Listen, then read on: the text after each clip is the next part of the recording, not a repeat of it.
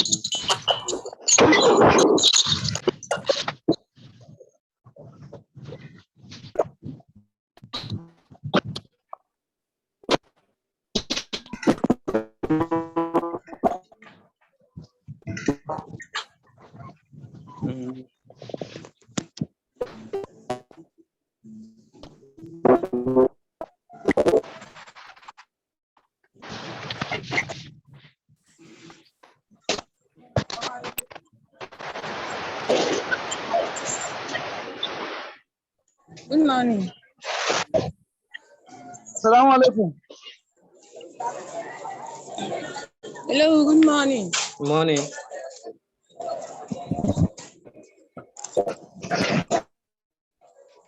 Has the meeting started?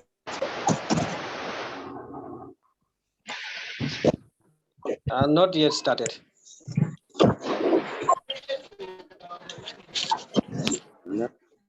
Hello?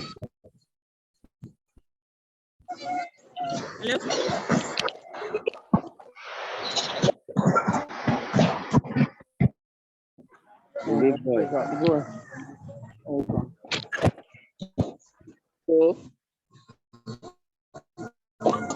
Ojo, nggak tahu sabnya kita.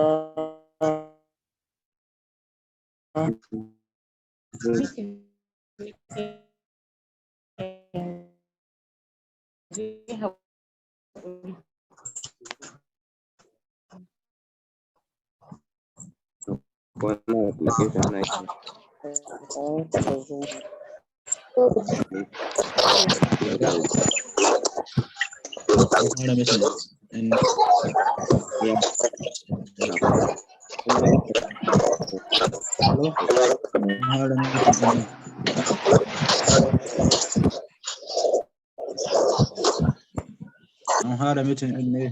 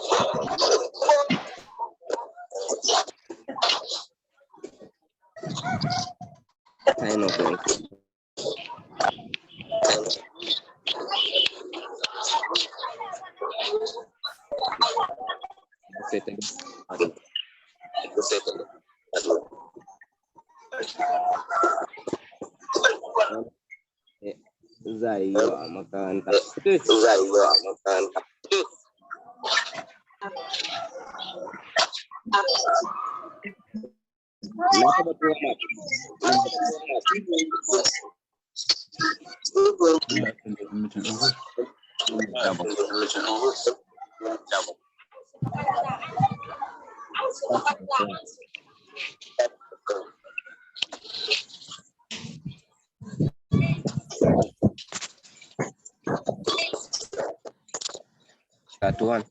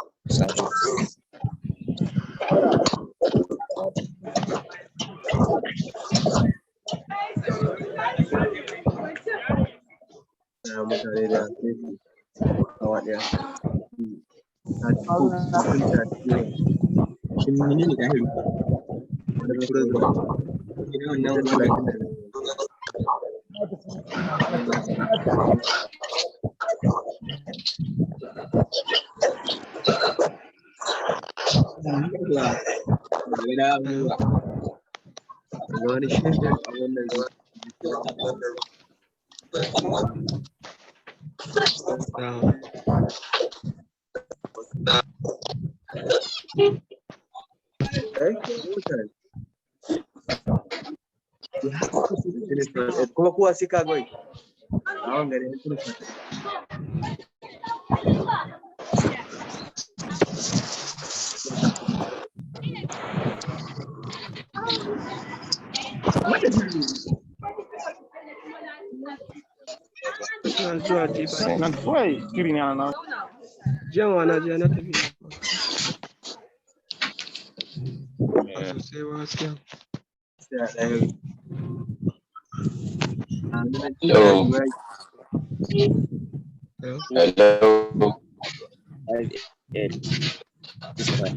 Hello.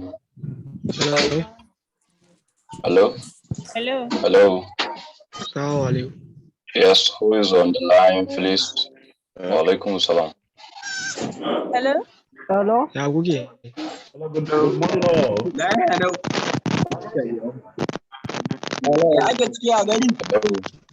No, please, from everyone. Hello, good Good morning. morning. Morning, how are you doing? I'm fine. My name is Joseph Dadabu. Sorry, we'll take some notes today. That good morning, everyone. Good morning. You're welcome. This program will start. This program will start. So noisy. Can I know who I'm talking with? Can I speak with the meeting coordinator? Can everyone mute? Can everyone mute your connections, please? Can everyone mute connections, please? Can we mute our connections, please? Let's have some. That's excellent. Thank you so much. Can everyone mute our connections? Please, let me just reiterate that this event today, we have to be patient. We have to be very patient. So listen, let us listen. There's a whole lot of resources that we're going to put together for you. So if you try to speak or you try to send some sounds that might distort our program, you end up using the quality of the program. And I was just to share with you now that this event will start effectively from 10:30. Right now, most students have the time to register and come in. That's what we're expecting now.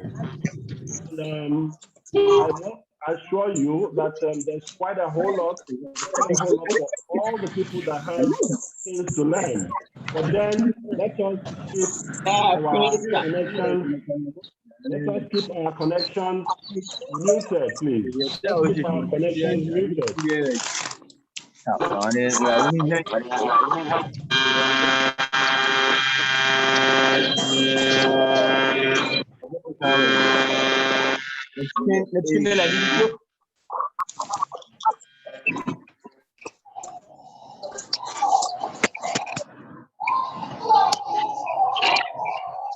Hello, Mr. Emmanuel. Hello? Hello? Hello? Hello? Mr. Emmanuel. Hello, Mr. Emmanuel. Okay, yes, okay. Right, please, who's speaking? Who wants to speak, please? I can hear you.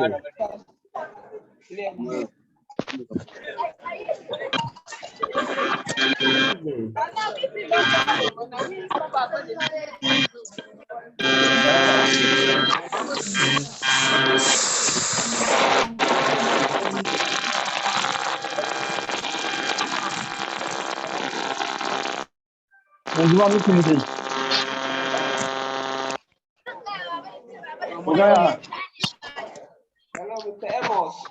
How with you? Who's speaking, please? Mr. Amos, can you hear me? Please go ahead. Yes, go ahead, please. Please, can you mute on this one so that we can hear you? Na binya tungo ma kudi shigo kuma ya kama damuwa. Hello? We can hear you clearly because many of us Don't you know how to mode the Some back of as you are how to mode Why is the background noisy? Can we get this from you? No, please, if you're online, just mute your devices or allow Mute your connections. Mute your connections. Can everyone hear me? Hello? Can everyone hear me? that and I thought can even help. Can everyone hear my Hello? sound? Is the sound Yes, we good? can hear it. All the participants are unable to. All participants should mute their connections, please. Mute your connections. Emmanuel. You can mode it by yourself, sir. Mr. Emmanuel, you can mode it by yourself. As you are the meeting coordinator, you can mode it by yourself. Don't send anybody outside. Please move generally. Not move. The rest on Hello.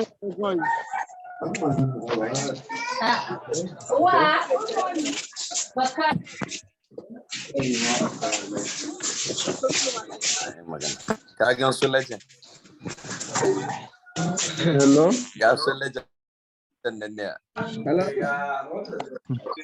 Hello, good morning. How are you?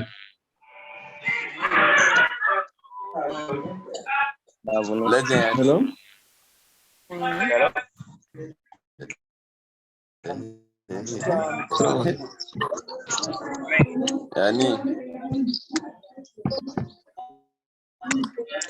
Mr. Emmanuel.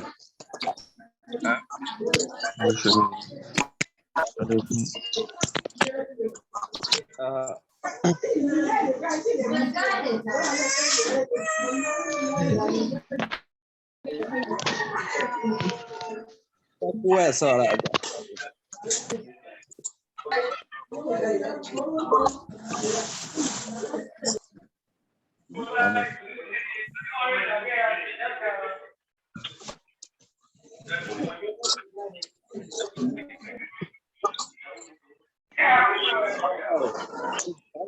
Please.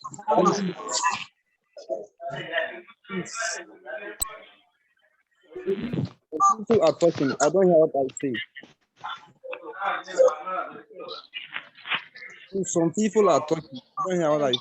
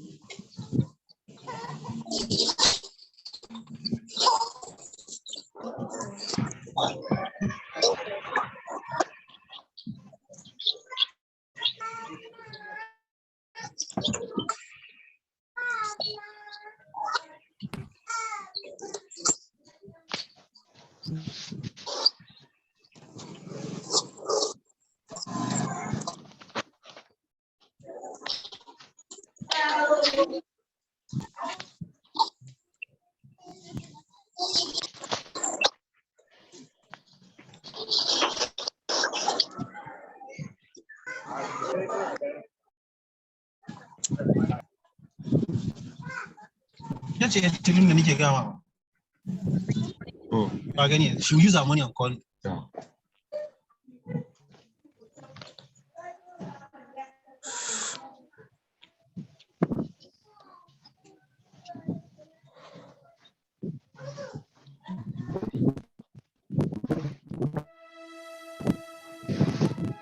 Hello. Good morning. Morning, all. Hello. Hello, all.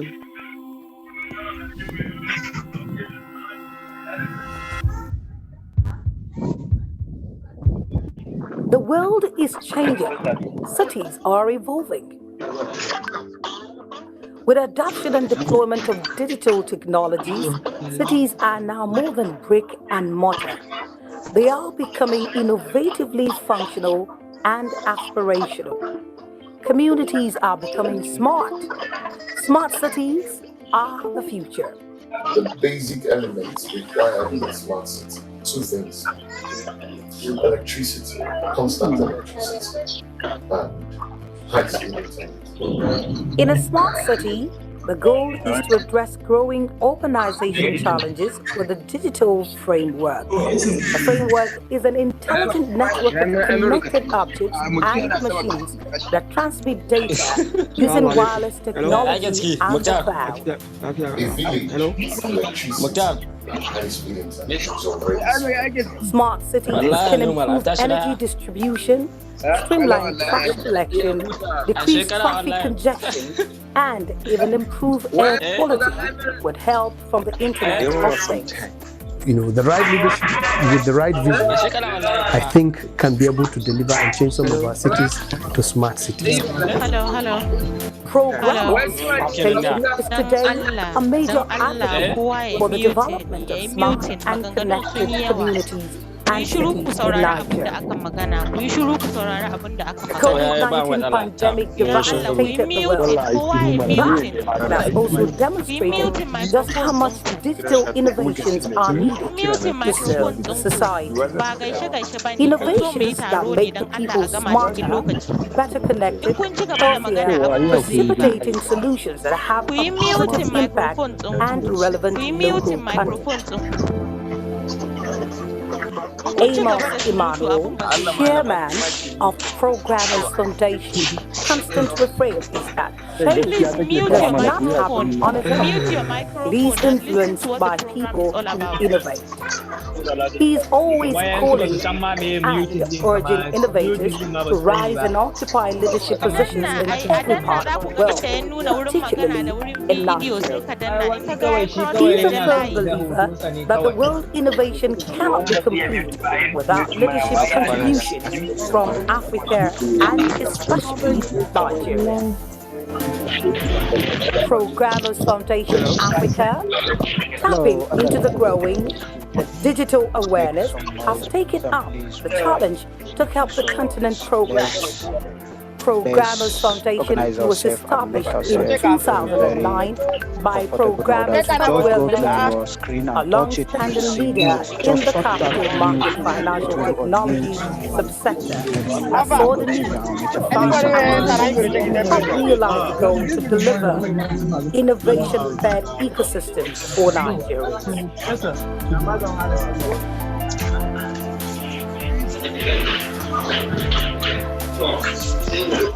Amos Emmanuel, Chairman, Chief Software Architect for Programos Software Group, is a prolific software designer and entrepreneur. He has served as ICT backbone to numerous financial institutions in Nigeria with over 25 years' experience, automating and maintaining more than 100 capital market operator organizations in Nigeria and Ghana, with the multiple award-winning Cloud Integra. He is the UN World Summit Awards eminent national expert for Nigeria. Programos Foundation is engaged in significant work. It is helping Africa harness the power of technology. It is teaching Africa to innovate. The impressive and groundbreaking work that Programos Foundation has pioneered is particularly important in the light of the United Nations UN Decade of Action on the Sustainable Development Goals (SDGs). The Decade of Action calls for accelerating sustainable solutions to all the world's biggest challenges, ranging from poverty and gender to climate change, inequality, and closing the finance gap. Technology promises to play a larger-than-life role in this. Sharing tomorrow. Mute your own voice. Programos Foundation, through its work, offers Africa a huge chance and gives her a massive advantage. Programmers Foundation may well be Africa's linchpin. John T. Zira. Two important sectors of Programmers Foundation's multi-pronged approach include the Innovation Bed Africa and Smart City Project. Innovation Bed Africa is playing a strategic role in identifying and promoting indigenous solutions. Since it emerged on the scene, Innovation Bed has made steady progress. Today, it is a go-to organic platform for startups incubation and multiplication. The guy at the farm. Without a doubt, Innovation Bed SDGs framework offers Africans a community-based collaborative hub in the areas of mentorship, innovation capacity, development, and entrepreneurship. Indeed, the emergence of an entrepreneurial bespoke IT ecosystem is perhaps the best way to precipitate the growth of the ICT sector with the development of relevant and functional solutions. The way Innovation Bed works is to constantly explore the relationship between technology and broader social issues. You're highly welcome. Our able SSA. Everywhere, Africa appears to be behind. Innovation Bed has become a bridge builder, an aggregator, and facilitator. He's spearheading efforts to contribute to efforts to build a digital ecosystem for innovation development in Africa. Innovation Bed has incredible long-standing strategic initiative research partners, including the Global Digital Foundation, ICT4, SIDS, Info. Thank you for your cooperation. Thank you. Poverty World Conference, Operazone Global, and Amiable UN World Summit Awards, WSA. Eminent national experts from over 180 countries. These alliances have bonded Innovation Bed to advance actions towards the UN Sustainable Development Goal from across the respective countries. Click on it.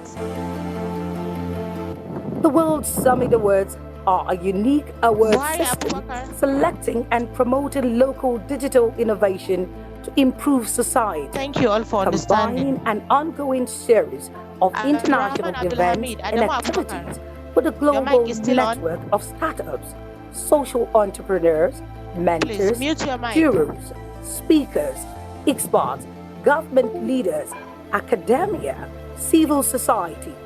WSA is an international platform for cutting-edge examples of how ICTs can impact society positively. Innovation Bed coordinates Nigeria's participation.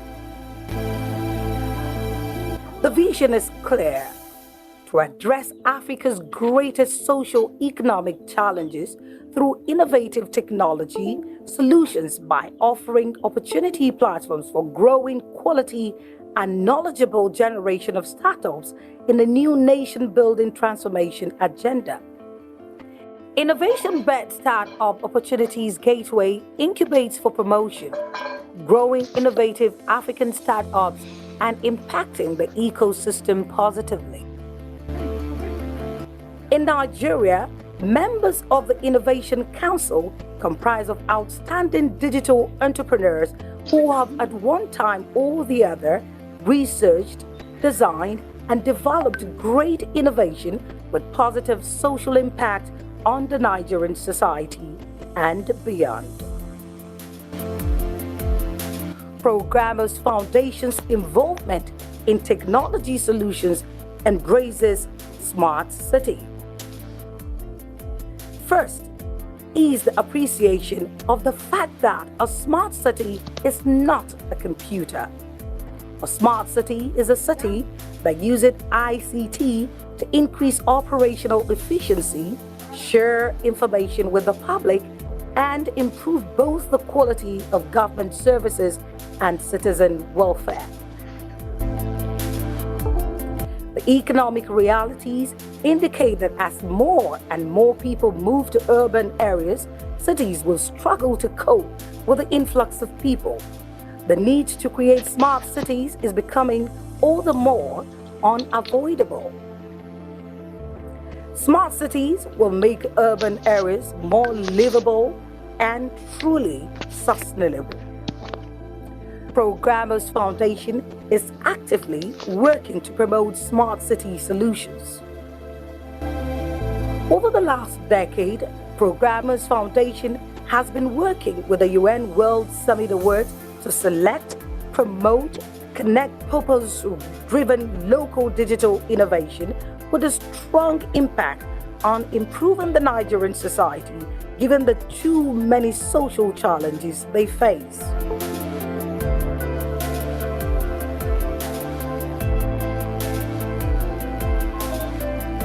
Amos is tireless in working to improve continental participation in the UN World Summit Awards Global Innovation Competition. In his words, he wants to encourage young people across the African continent to dream, to reach for the sky, and be part of the solution to move Africa forward. Amos Emmanuel has started a grand project. The impact will reverberate for eons. Programos Foundation is driving the innovation bed to transform Africa and establish smart cities across the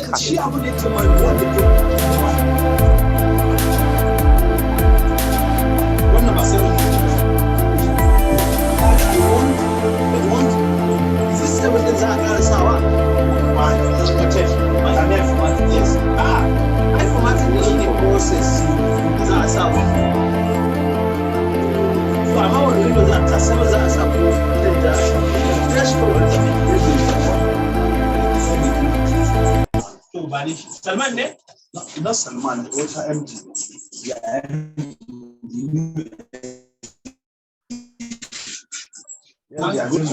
Good morning, everyone. So I guess that was actually a startup of a documentary. So good morning, everyone. Please let us bear the calm, like I mentioned earlier, that this event, let us actually receive. Yes, ma'am. And with the engineer, is asking me something that I cannot. Okay, so that we don't actually distort the program, so that let's get the benefits of the total value, please. And at this moment, I might want to try and do some settings because of some people interacting, but then I think we can all obey and be better people so that we can get the values of what we need to get.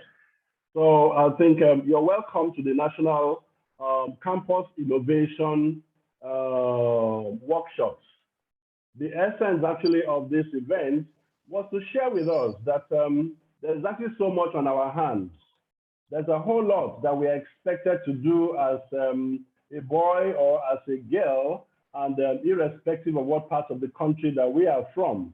And that is why Programos Foundation has come up with this edition of the Campus Innovation Program. And all of this is that when we go to school, we are taught different things around different professions and disciplines, but then we are trying to see how you can actually put some level of innovation to whatever it is that you are doing.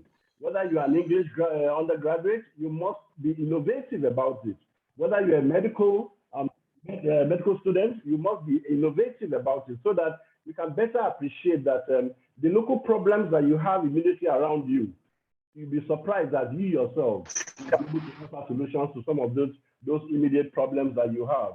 So once again, let me thank every one of you, boys, girls, of what cause, that today we are actually very appreciative of this program. I would like to actually go into the program to just share before I get our honorable to join the event. Let me just share a part of the program so that we can better understand how the flow goes.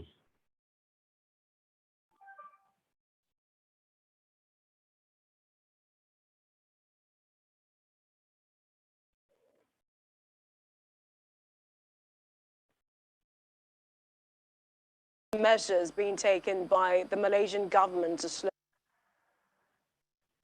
see. So we will be able to get the program started from here. Let me share with you where the program is to look like. Okay, I thought I was sharing that. Okay, let me get back there and share that screen. My screen. At this point, everyone can see my screen.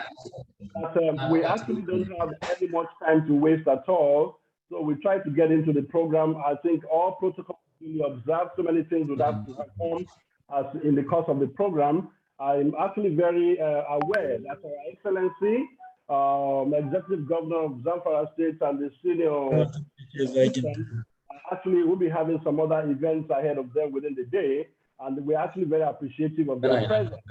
So at this moment, is just to share that I'm very particularly happy that the executive interest to develop youth actually gave us the game changer. And I'm trying to let you see that we had about 482 responses at the time we took this capture. And we can see, and what this tells us is that our final year students need a lot of help. And they are actually there to seek the help that they desire. Because from the Senator survey we did, more final year students really need to be innovative. They want to understand what innovation is all about. But we are also particularly very happy about the spread across many schools in the state and not just one particular school. So that was actually a very good one. And we actually shared that no matter what course that you are doing, that you're actually on the right track. If you are on a particular course, please go back to that course and make sure that you can create petty services and products out of that course. And by the time you are in year 1, your year 2, your year 3, your year 4, you would have did all that you know, and you will be a better person at the time you start out. I'm very happy that most of the students are actually in agreement with this fact. Right. So without much ado, okay, on my final slide, because I really wouldn't have much to say much later on, I will share that the same country, Nigeria, United Nations World Summit Award, and we have actually been doing very well, and this is actually what we want across all the states of Nigeria. In my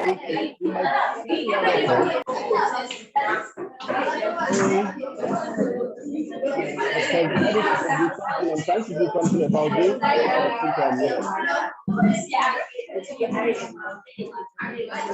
need to do something about this actually.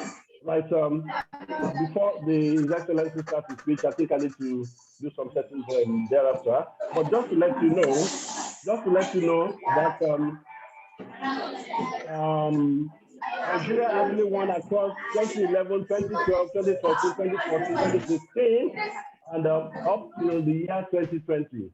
And what does this mean? If you have an innovation in Nigeria, you can submit it and we can actually showcase it on the global stage. And the world will be able to rate it amongst what the other parts of the world are doing. So at the end of the day, we'll be better for it. All right. So, and the program will continue. We'll have a screenager's message, which I think to speed up time, will share his message. And our dear friend from India, Rajeev Jain, will actually take up the opening capture of what today is all about. So I think we'll just be on standby. But as of this moment, please permit me to take a word from our excellencies from our Zamfara State.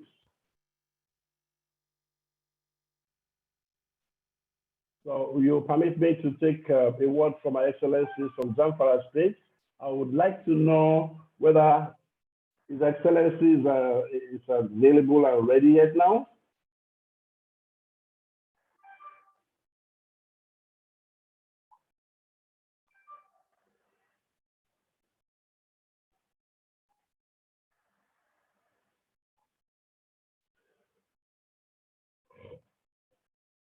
Right. So there's some peace in the house, and our Excellency will to come up and share a word or two with us. Thank you so very much, Your Excellency.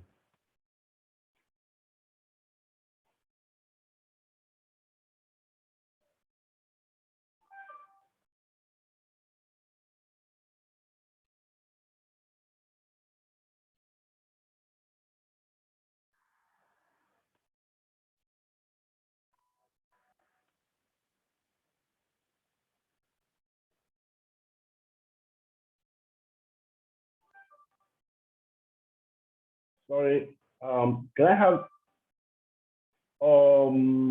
have your connection, sir?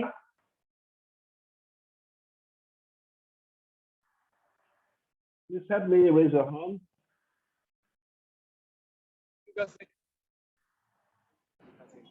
Oh, excellent, excellent, excellent.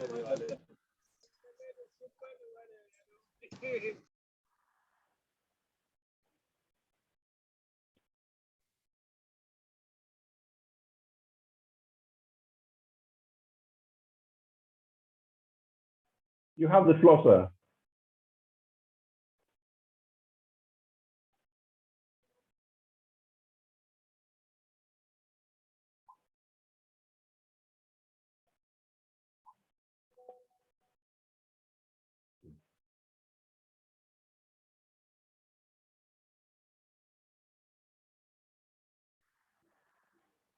Oh, okay, okay. I have done so.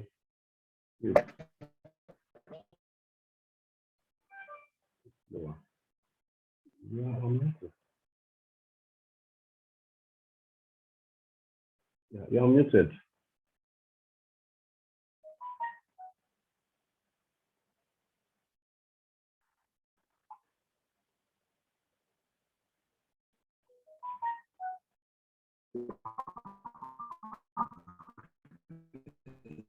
Yeah.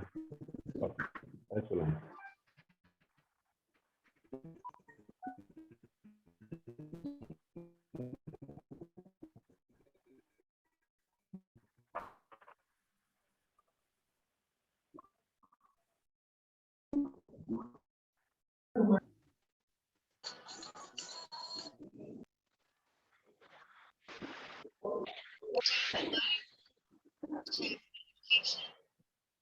I think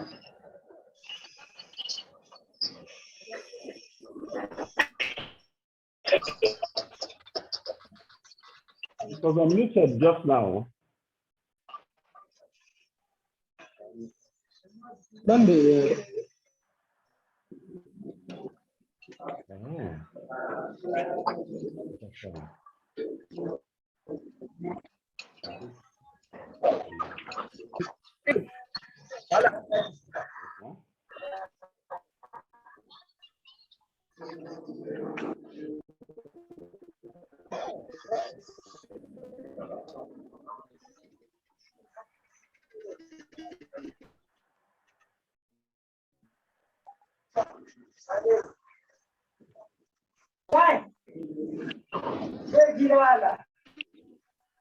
Okay.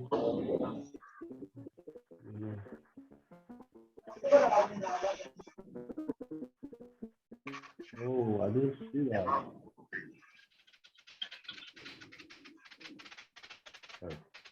Okay.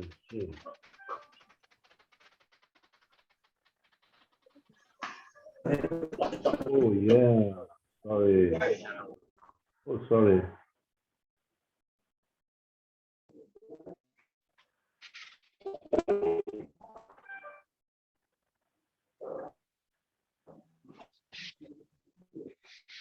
Right. Okay now.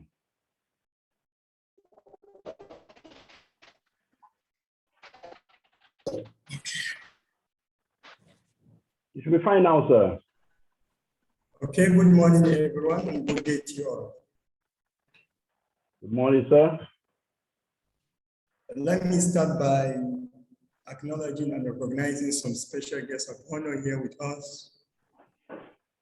Our respected speakers around the globe, the lead and the CEO of Programos Foundation, our respected students across the country, and my immediate and highly humble student from Zamfara State universities and other higher institutions of learning in Zamfara State. Ladies and gentlemen, good day to you all. Today is a great day for us to witness this August event of Programos Foundation in partnership with some state government and in particular Zamfara State.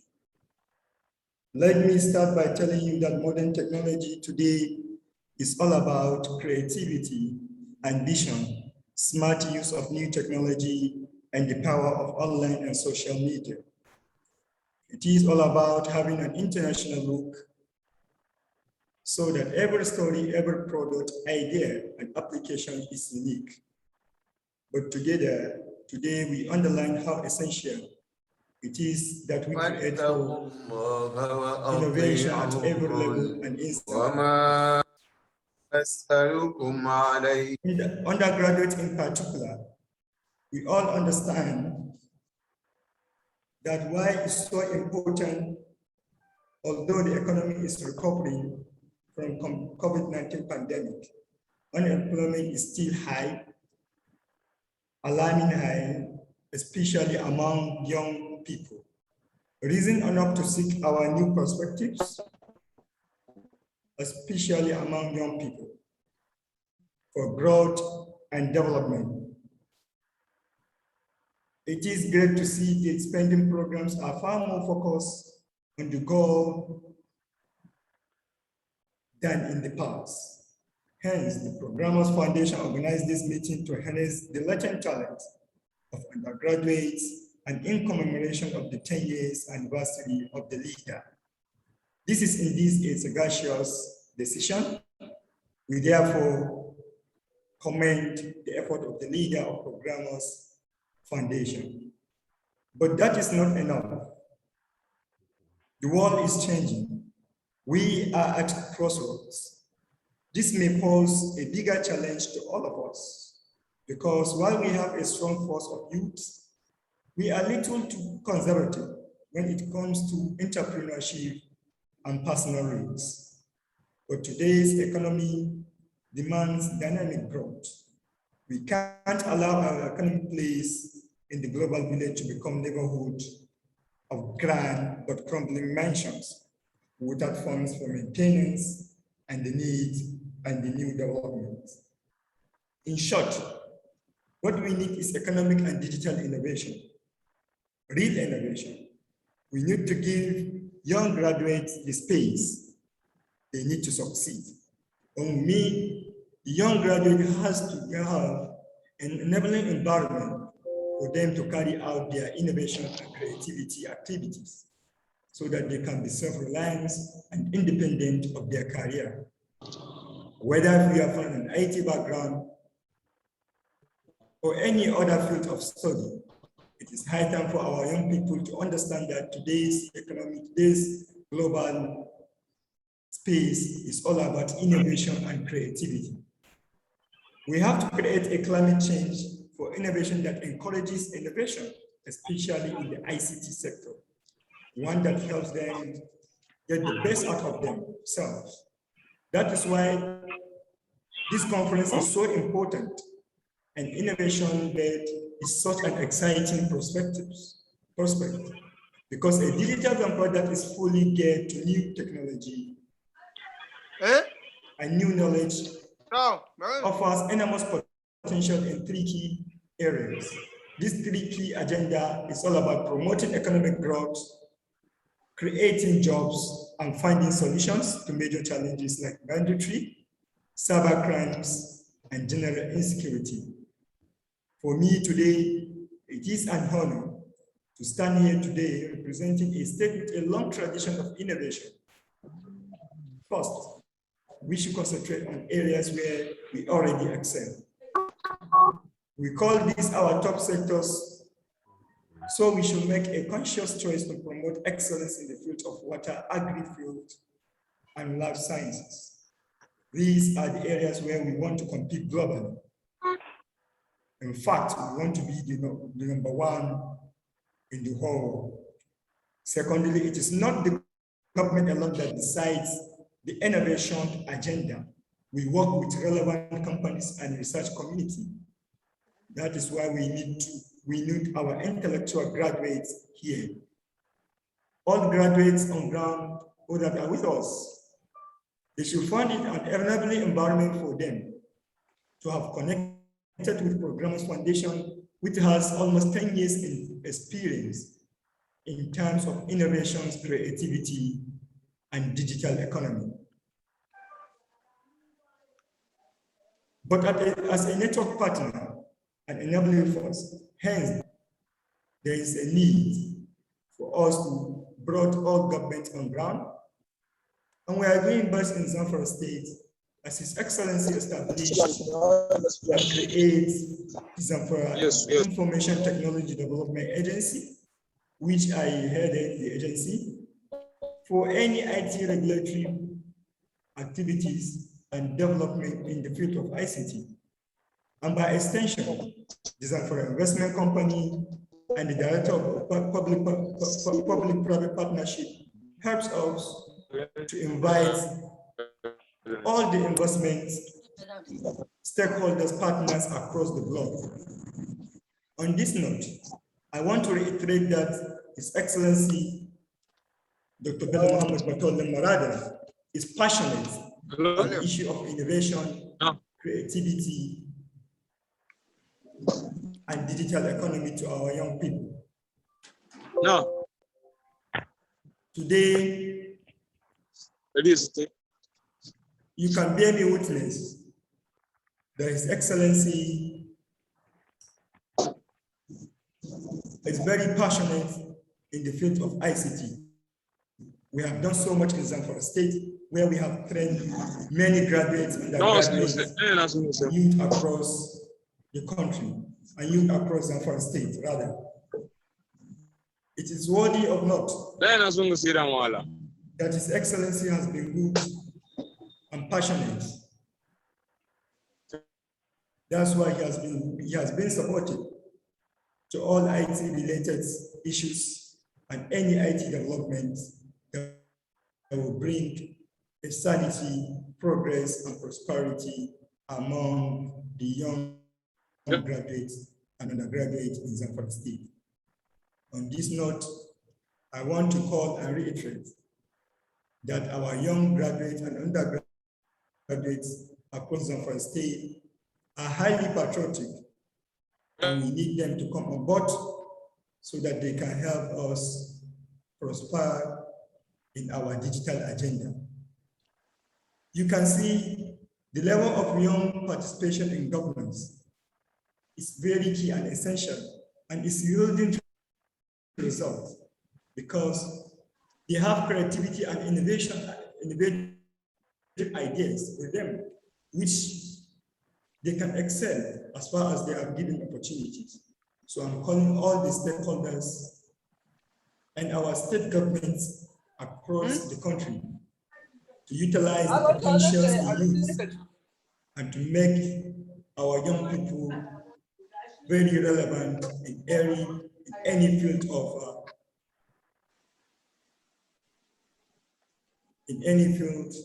where they can create best. So my dear respected student across the State Higher Institution of Learning, I want to thank you most sincerely on behalf of the government and my leader, His Excellency Dr. Bello Muhammad Murtaza Muradon, for the opportunity you have found and for being with us during all our innovative ideas, programs, and projects that have been undertaken. I therefore call all of you to support us by bringing yourself on board and making sure that you have joined us in this struggle. Also, I would like to once again sincerely thank the leader of Programos Foundation for his creativity and his foresight, making sure that the Programos Foundation has been in the community services. This is very commendable. I would like to appreciate you on behalf of my government also, His Excellency Dr. Bello Muhammad Murada, for the service delivery to our community, and in particular to Zamfara State. Thank you most sincerely. And on behalf of my government, I want to officially open this session, a 2-day session of Yes, and this girl again, Asa, and the other girl, workshops that will last for 2 days, starting from today and tomorrow and ends tomorrow. So you know, I want to officially open this session they don't by the come now. grace They of look for God, a boy that get enter that unit, and I enter holy wish ground. all an aspiring and informative and successful convention. God bless you. God bless all of us. God bless the state. God bless the Federal Republic of Nigeria. Thank you. Boy, fuck up day now. Thank you so very much, His Excellency. This is to really express our appreciation to the Executive Governor of Zamfara State. I was agree. I can't be now. I'm on Timo like Grigima. I know Timo. He can, and I quite appreciate this because it is now in our hands as youth to take advantage of this event. This event will actually roll, and we will at this moment take a message from even our own children, our own grandchildren, for you to be able to have an impression of what the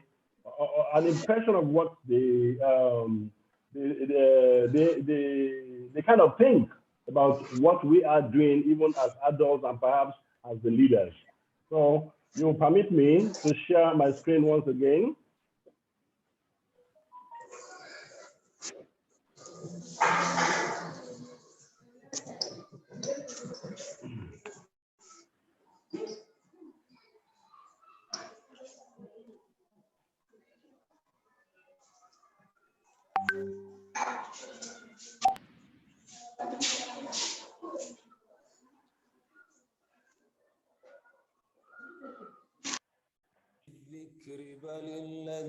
الذين كفروا في عزة وشقاق.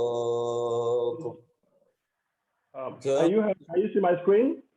من قبلهم من قرن فنادوا ولا تحين مناص وعجبوا أن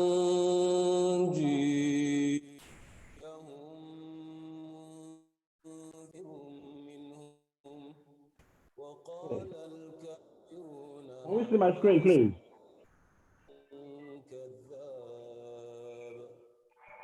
So at this moment, we'll take the message from Demilade, and please.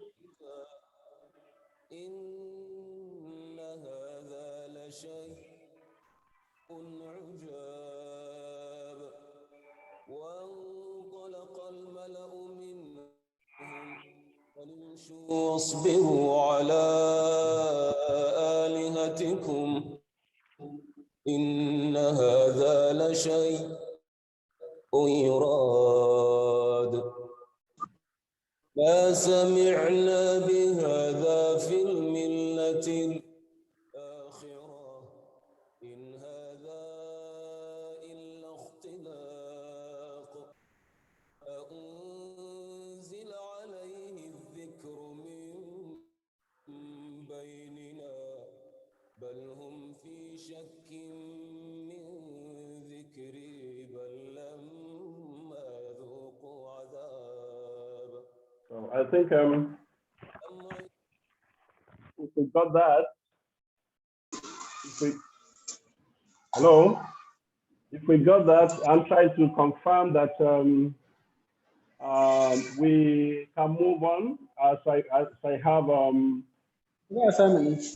as we have our next speaker, Mr. Rajiv Jain, is already in the house. So Mr. Rajiv Jain, I will actually make you, let me just confirm your connection. So I'll make you a co-host at the moment so that you should be able to have the floor. Make a co-host.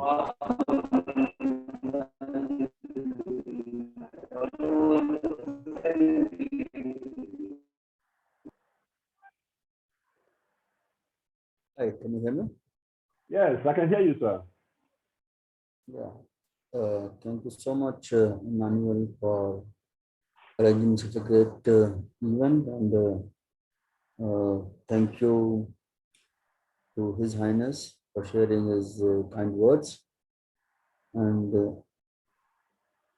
I'm sure your initiative will go a long way and help many of the students who are looking for jobs in Nigeria.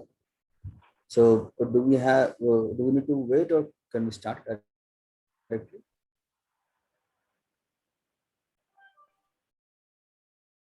Emmanuel, I'm assuming I can start, right? We don't have to wait for anything.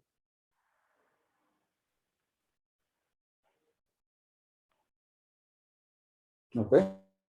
So I'm assuming this is a yes. So moving on. Okay, so something about myself. I am Rajiv Jain. I'm from India. I have around 25 years of information technology or ICT experience. I've written 4 books also. I'm India's first and only NASCOM certified master trainer. Currently, I'm working as an agile coach. I have delivered more than 50,000 training in 200 plus colleges across the world. I'm trying to promote technical writing and agile profession in various schools and universities across India and other countries. So these are some of the companies I have worked for. I'm skipping that. I don't want to spend much time on time. So just to share about my Nigeria connection. So I visited a place called Gusau, which is near Sokoto. My father used to be a government teacher in the government school way back in 1982 to 84, and I was there in the year 1983. And honestly, I really had a good time there. And if any one of you is connected with a person called Alhaji Mustafa Megam, who used to be son of some Ruwan Bagaja company. I don't know whether the name is still there or not. So please, I request you to connect me with this person because he used to be a good friend of mine when I was in Nigeria, and I still remember his name. Okay, so that's my Nigeria connection, and I really had a good time. And now my Nigeria connection is Emmanuel. So Emmanuel, we just met in one of the conference, and we are moving on since that. So coming back to the topic. So an article I read in the recent Financial Times. In Nigeria, you have to know someone who knows someone who knows someone, and you have to pay someone who pays someone who pays someone before you get that job. This is a statement from the Financial Times of April 2021. And this is a statement. I don't know how true it is. Is it the reality or is it just a statement? But that's what I read in the newspaper article. I'm sure most of you might be struggling with similar thing, right? You might be looking for a job through that someone. And most of you may not be having the connection or that someone to whom you can connect and who pays someone to get that particular job. But do you know, when you approach for any of such jobs, you will not get a job that interests you. You will not get a job that meets your qualification and skills. You will not get a job where you will be able to utilize your talent. Most of these jobs are low-level jobs, which are not professional in nature, more type of a clerical or admin type of jobs than a real job where you can use your skills and your interest. Are you also looking for that job? I'm sure not. But there are times when you have to look for those kind of jobs also due to some family constraints. But still, if you are looking for a job that suits your interest, that meets your passion, your skills, your degree, your qualification, I'm going to share a few tips on what you can do to find the job that interests you the most. So I may not be able to take the questions right now, but Manuel, is there any options that students can forward their questions later on and I can reply to those. Maybe we can explore that option. Okay, but I'm open for that part in case students want to ask them. Okay, so the way I consider you people as very career oriented, ambitious, enthusiastic, you are very smart, you are mature, you want to learn, you want to go extra mile, you don't need hand holding, you are looking for mentors, guides. You carry your attitude also, who cares? You want to enjoy life. But to enjoy life, you need this. Without this, in current world, current materialistic world, you cannot enjoy life. But for this, you need to have a job. Or your own career or your own enterprise where you can get the money from. So what you need to do for that, and are you actually guided or misguided to get the dream job? In most of the colleges, there are placement teams, there are career counselors, there are people who guides you on how to get the job. But do they actually guide you or misguide you? That's for you to decide, because I'm not there with you. There are good people, there are bad people everywhere. Okay, but if you think you're misguided, I'll share a few tips which can help you to figure out what you need to do in the long run. Okay, so first of all, let's talk about the skills. What are the skills required to get the job? What type of skills they are? There are skills which helps you to get the job. There are skills which help you to get the job. Do you understand the difference between the two? Chances are no. So your first focus is to get the job. You need a different set of skills to get the job versus the skills required to attain the job. You as a student, your focus is to get the job, while the organization who's hiring you, they want the skills that you should have where you can retain the job. Your focus is this, corporate focus is this. But to start with, initially you need to learn the skills that will help you to get the job. And what are those skills? We will be covering the skills that will help you to get the job. Okay, the focus is get job initially, not the retain job. Okay, though these are the skills which are required, but for now, focus is the skills to get the job. Okay, so skills to get the job for your campus to corporate transition. Some of the skills we'll discuss in today's session. Okay, so the very first thing, try to know about the industries who are actively hiring. The pandemic has changed the ways of working. The companies who were doing very good 1.5 years back may not be doing that good. The companies who were not doing that very good might be doing very good now. So it differs for each location, each country, each geography. So first of all, figure out which type of industries. I'm not talking about the company, industries. I discussed some of those examples in the next. And then what type of roles and skills are in demand. And then you need to understand what is the job cycle. So that you can also focus on the remote jobs. Many organizations are hiring candidates remotely because of the pandemic. And for this, surely you can bypass that someone whom you need to find or to pay something to get it. Okay, you can find that on your own. You can use the online tools like LinkedIn, Google, even the Google part to find the remote jobs, matching your skills and interests and qualification. So some of the industries, I'm not discussing everything in detail, some of the industries which are hiring post-pandemic, all medical, healthcare, pharma, logistics, right? IT companies are hiring like anything. Fintech, insurance, digital currency, technical writing companies, they are hiring like anything. These are some of the companies. I'm not listing all the companies. These are some of the industries which are hiring. And there might be many companies in each industry type. Okay. And when an industry is hiring or a company is hiring, they hire for all the roles.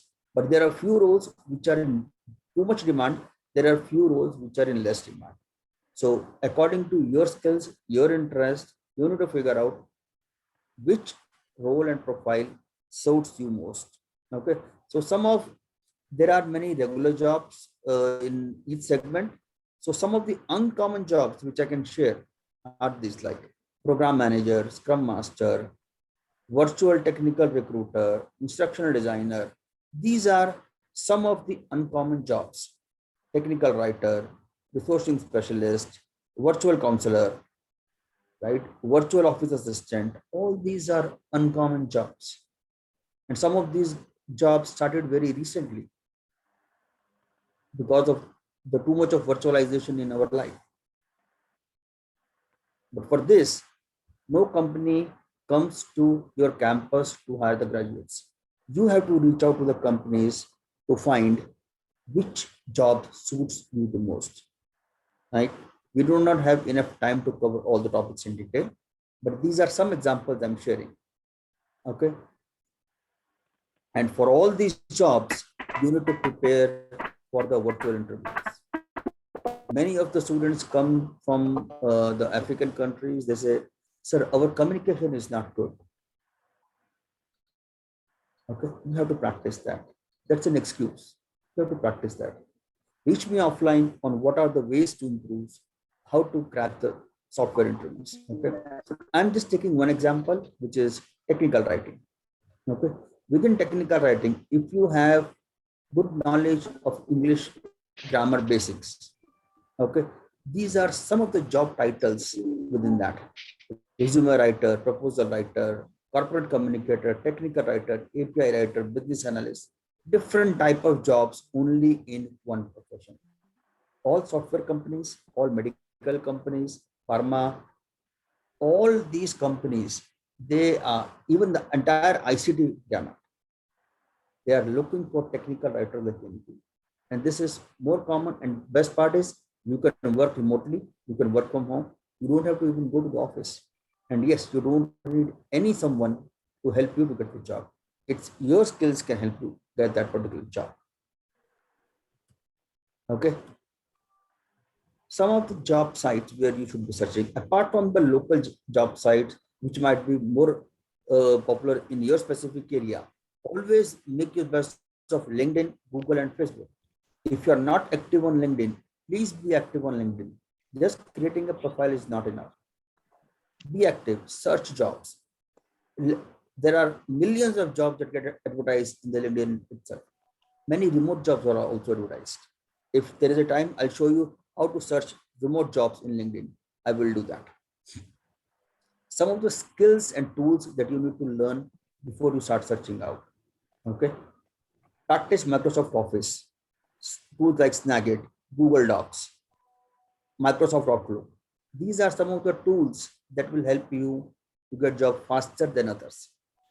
Ensure you have skills like R&D, reading, observation, listening, meeting etiquettes. These are some of the skills, again, that will help you to retain the job. Okay, but knowledge of these tools will help you to get the jobs faster. Some other skills, your interpersonal skills, listening, communication, body language, all these skills will help you to get the job faster than your friends. How much you have, how much you need to improve, I don't know. That's for you to figure out. I'm just sharing the list which is available, which you can share with others. One, I don't know, is there any option for students to reply, Emmanuel, in the call, in the chat window? Okay. So if not, maybe can you learn swimming just by reading the book? I'm sure all of you understand it's not possible. You'll have to actually jump into the water to learn the swim. Okay. So you need to take your first step and the job cycle to understand what next. What is next that you need to do? Self-SWOT. If you don't know what is SWOT, strength and weakness. Find out your strength and weakness. Understand the corporate expectations for the fresher. Okay. Write your resumes. Try to work on your virtual interviews part. Once these things are done, start searching jobs, start applying. Once you get the job, work on your professional skills. These are the skills that will help you to retain your job. Okay, so I repeat, find your strength and weakness, relate your strength and weakness with the type of jobs which are available in the market, for which particular job you are best candidate.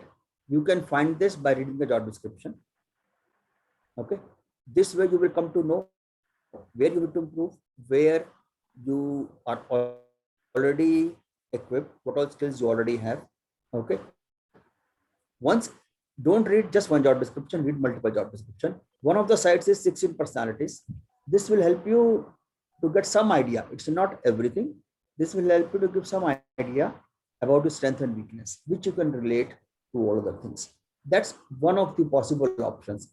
This is not the only option. This is one of the many possible options which you can try to start searching your next job.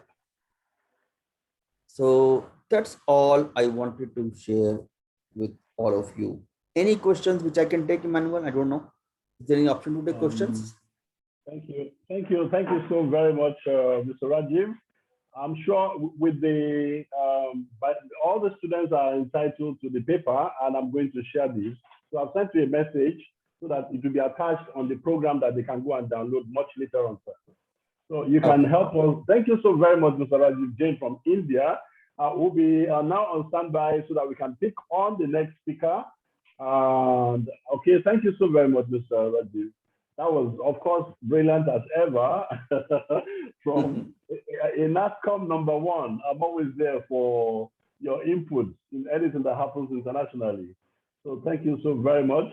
At this juncture, I would like to locate the next speaker, and that's Mr. Peter.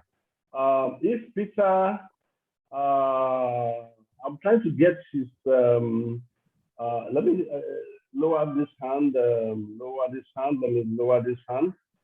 Please, if Mr. Peter can just raise up his hand so that I can co-host him too.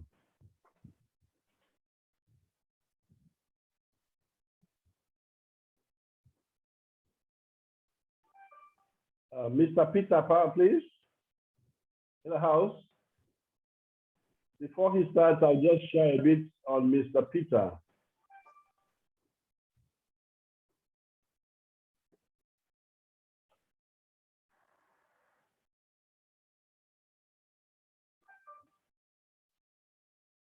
Mr. Peter is here in the house.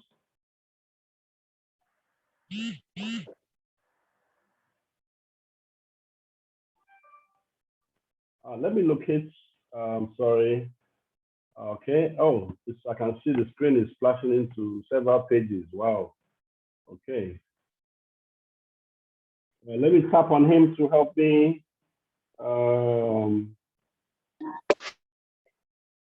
Raise his hand so I can co-host him.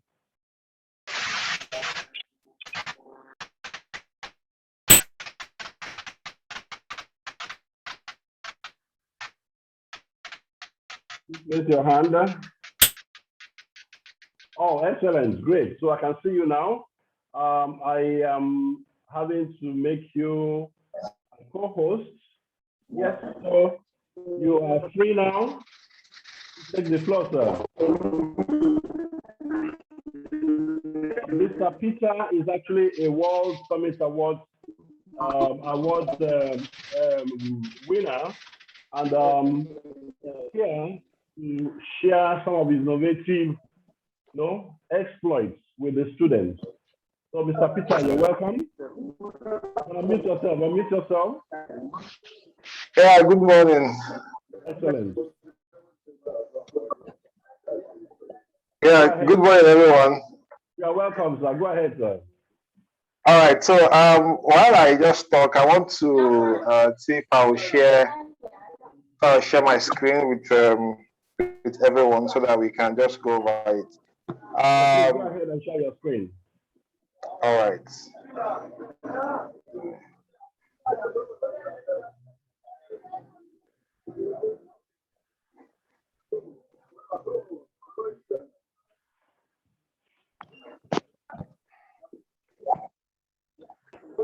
Okay.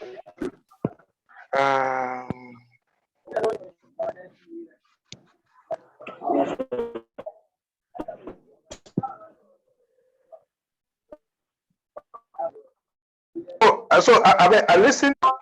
I listened to the last speaker, and it was quite interesting. The volume of jobs that are out there for the taking.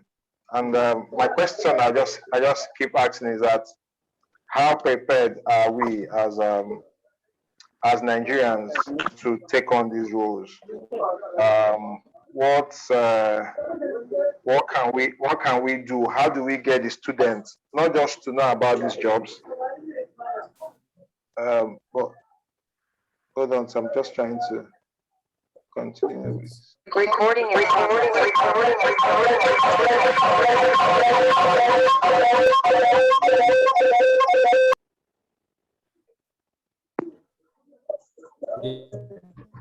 Yeah, can we see me?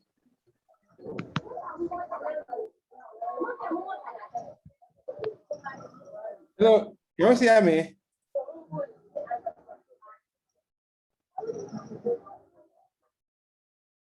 Hello. Yes, we can hear you. We can hear you. Oh, fantastic, fantastic. So, all right. So I was just asking a couple of questions.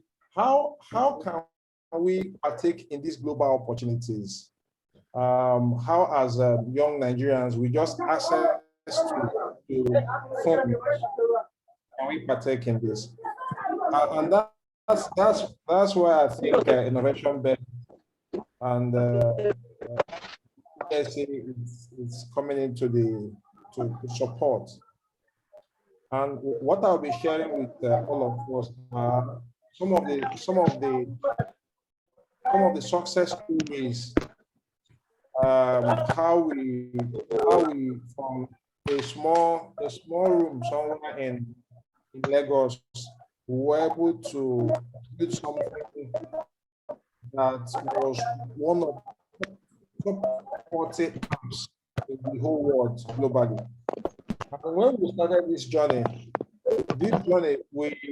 we started it just trying to solve the local problems that we have in Nigeria. We did not set out to be top best apps in the whole world. No, we just set out to address security challenges that we were having. And we're still having it in Nigeria as it is now. Why I'm sharing this is to let us know that no matter where we are, no matter what we are going through, we can still address global problems. All right. So the limitation of I don't have a computer, power, internet, and all of that. Yeah, we understand that they are there, but still, some people have been able to build global products within those challenges that we face. So how can you do that? How can we use local content? How can we all get together to build things that will address some of the security challenges that we're facing? We do understand that. I can look for a job if I am alive. I can try to build application if nobody's trying to kidnap me, right? I can go to school if the schools are safe, right? So that's some of the challenges that we now say, how can we use technology to address things that bother us to that extent? So to do this, what we did that time was we said, how can we get people to get involved in security information architecture, especially? How do we get people to say something when they see something? How do I push the relevant information to the right? How do I push information to the army, to DSS, to police? How do I even push to my local neighborhood? How do I alert people around my side that something that was the problem we were trying to solve? So we built the mobile app, and for some reason I'm trying to still understand how it happened. For some reason, Amos was now talking about people that are things. Like he's saying, actually, come and showcase what you're building. You don't know how far you can go. So somehow I just got, I think I saw it on the internet or so. I don't even remember how I done that. So I now reached out to him and said, so this is what we are working on. And he was so excited. He said, oh, this is fantastic. Can you just put a document to it? Let's apply for WSA Nigeria. So we quickly just, so okay, there's no harm in trying. Just quickly put the document and sent in our application. We were not, you know, when you're not expecting anything, we're not expecting anything at all. We're like, okay, we've done what we're supposed to do, right? We've put in our application. So some weeks after, you know, he reached out to me and said, whoa, you have won. So I was like, oh, really? He said, yeah, we won for Nigeria. Yeah. So I don't know who is sharing screen. Are you able to share my screen? I think I mean secretary. Yeah, the secretary. Please go ahead and share your screen. Okay, all right. Share your screen, please.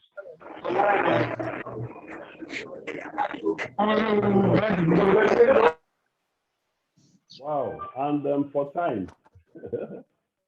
Yeah, so why I'm going to share that, I'll just continue with my story. So continue, because we are going to attach your file, please, for them to download. Okay, all right. So that was how we got into it, and we won for Nigeria under our category. It was quite interesting. And Mr. Amos encouraged us to look, apply for the award. I mean, like, and this is us, just two of us from. I mean, when we built it, we were hungry, we were looking for food to eat. So two of us from nowhere, and now we're applying for World Summits globally. So we applied for it, and as God, I mean, Nigeria has to bring God to it, and as God will have it, we won under our category. So what I understood from the whole thing is that you might think your ideas are small, you might think that what you're doing is not big enough, but you actually might be solving global problems. You might be solving global problems.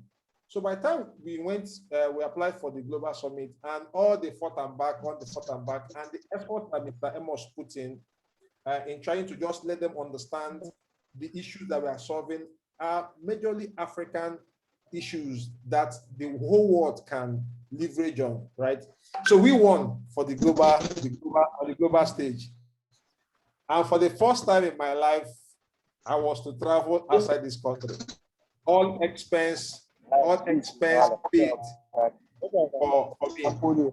And the journey started just from small corner in Lagos. Yeah, so the story is this, that if you have something that you're building, you build your solution and also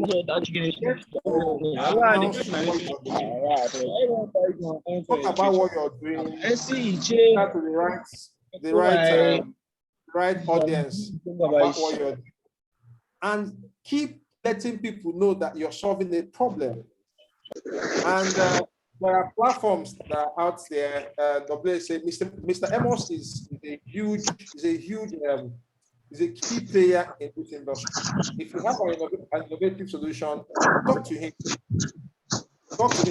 So as we speak now, from Nigeria, I'm like, so this is what.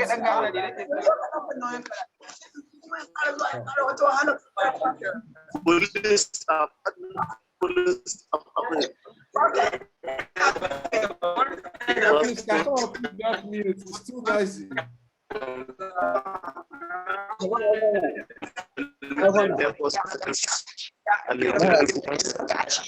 Police are developing our security challenge faced by Nigerians in recent times as the security and the safety app that arms foreign citizens. All right, so please, can you put up?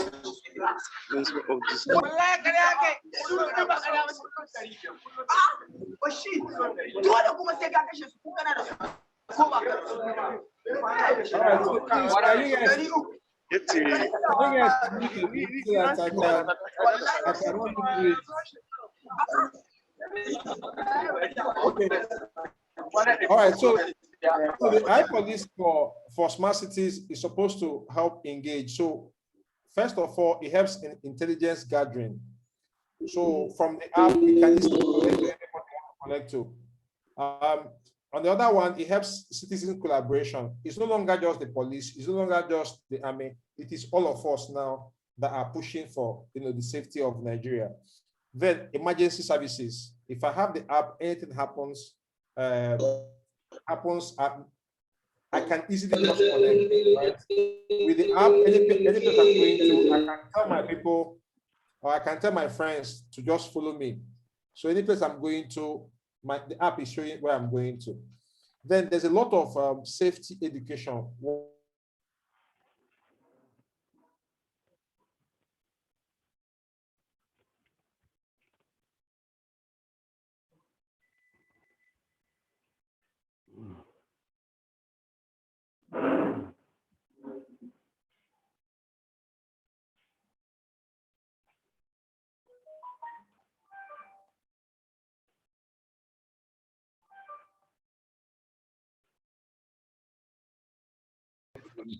Talk to them. So this is security and safety education for people. So understanding what to do. So this is more like an improved version of what we did. The application that we built that won award, global award, was not even as fine-tuned as this. But the idea itself was what they saw, and they helped, and that helped as well. So my encouragement to all of us is that whatever you're doing, just try as much as identify a problem that touches a lot of us. Once you identify the problem that touches a lot of us, solve the problem. All right. So I believe that well, my time is up. So if you have any question, please, we can go on. Thank you so very much. You can close your screen. Oh, great. So thank you so very much there, Mr. Peter Ihesie. That's one of Nigeria's key ambassadors at the United Nations World Summit Awards. And I'm actually very happy at the path and track that he has been. And I'm very happy to announce that our very next speaker is actually in the house. And he is joining us from Hong Kong. So you see why we need to be very, very patient. Let's not make any noise. There's no point having to force people to get muted, but let's just use our intelligence and readiness for this program so that you don't miss any part of it. So please join me to welcome Mr. Alex Hong from Hong Kong.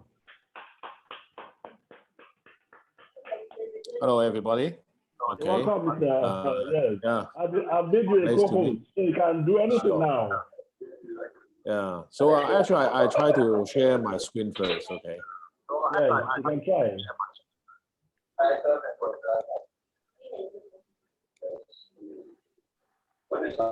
Okay. Can you all see my screen now? Yes, you can see. Okay. There should be some Chinese characters you can't understand. Yeah. You cook with it. Okay. It proves. Okay. Okay. Actually, hi everybody. Okay. I don't know why I have so many Nigerian fans. Okay. This is not my first time to talk to fans in Nigeria, but of course I know because your population is one of the biggest number in the world. Okay. And time in Hong Kong now, because actually we have GMT +8. Now it's 8:30. Okay, I try to speak till for around 20 minutes. Hello.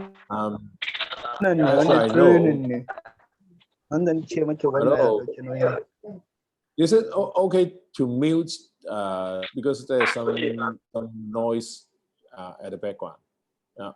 Okay. So today I try to introduce what we do in Hong Kong about our association, Hong Kong New Emerging Technology Education Association, and I'm an artist, and actually I know some of you because of a World Summit Award, and we match each other every year before COVID-19. And but now in fact we have more opportunity nowadays to talk to each other because we can connect by Zoom, and this is not it's possible before, but no one would do that. But in fact it's good because I need not, or you need not to travel by air for many hours, but we can contact with each other. Okay, so let you know something about our association and what we can do. And I will tell you about our background and what we have done, and about the competitions, and also, in fact, if you want to have a contact with us, okay, to know more about what happens in Hong Kong and China in the perspective of ICT, Information and Communication Technology, we are happy to do so. Okay, and the background, okay, I'm not the only one in my team. I have a few team members at our core team, okay, and the names here. Later I can share our PPT to you as well. Okay, actually our association, okay, we have the vision, innovation, and knowledgeable and commitment is our goal of talent development. We provide different activities, and in fact we are planning to have more activities for the. Maybe you heard about there's a initiative called One Belt One Road, and we want to connect more of you from different parts of the world with the young students, and also just like all of you here, we have young gentlemen and ladies from mainly for the, you want to make your new business and do something in the ICT, and we give more opportunities for them to have a self-improvement and development, and train up the spirit of a positive outlook for the society. Okay. And one thing I want to let you know is that we provide more opportunity for Hong Kong people, okay, to participate in international and also China region creative in IT education related activities. And the last point here is we want to have more people to join the competitions instead of having exams, by using some professional to equip to have more training.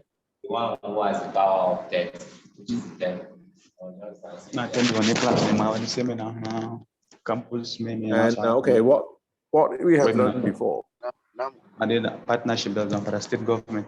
That's our timeline of our association. Okay. In 2013, we organized a Hong Kong Information and Communication Technology Association, and we organized a World Summit Youth Award. Okay, that's why I met some of you. Hello, it's okay.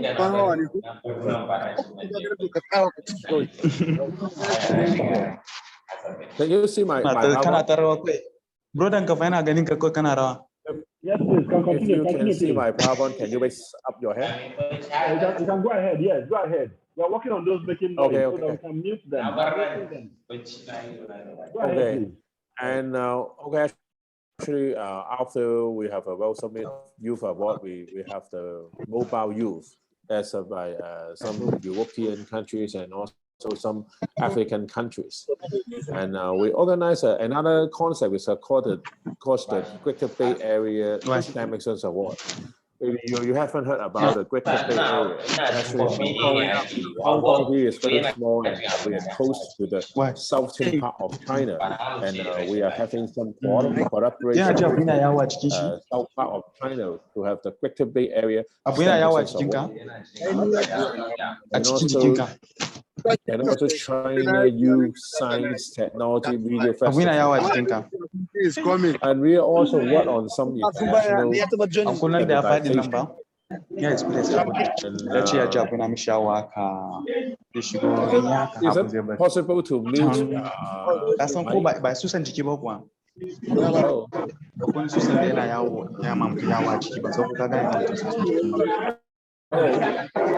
Ana da in kan yi ma mutum yawo wani lokaci ana rubuta ma ga preach on.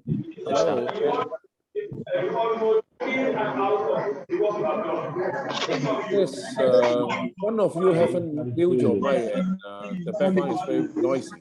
I try to find out first. Wait a minute. Yeah, okay. It's better now. Okay, thank you. And I continue, okay? And actually our association publication on the newspaper. Okay? And mostly the Chinese characters. And actually you can also search some English articles in the internet. And you can see the pictures. We talk about the topics of spaceship and also some cooking about the STEM education. And also we talk about the neural network. At the right hand side, you can see the mask. Okay, all you have masks now. And also we have some interviews by different media and also the TV. Okay, you can see some interviews. Actually, today I will have another interview later today. Right. And next page. Okay, and also we talk about something about the sex night. And we have a lot of school talks, and hope your side can also help to work on some schools in Nigeria, and we talk about the new technology, and that's important for our youth because they have more concepts, ideas about what the technologies are.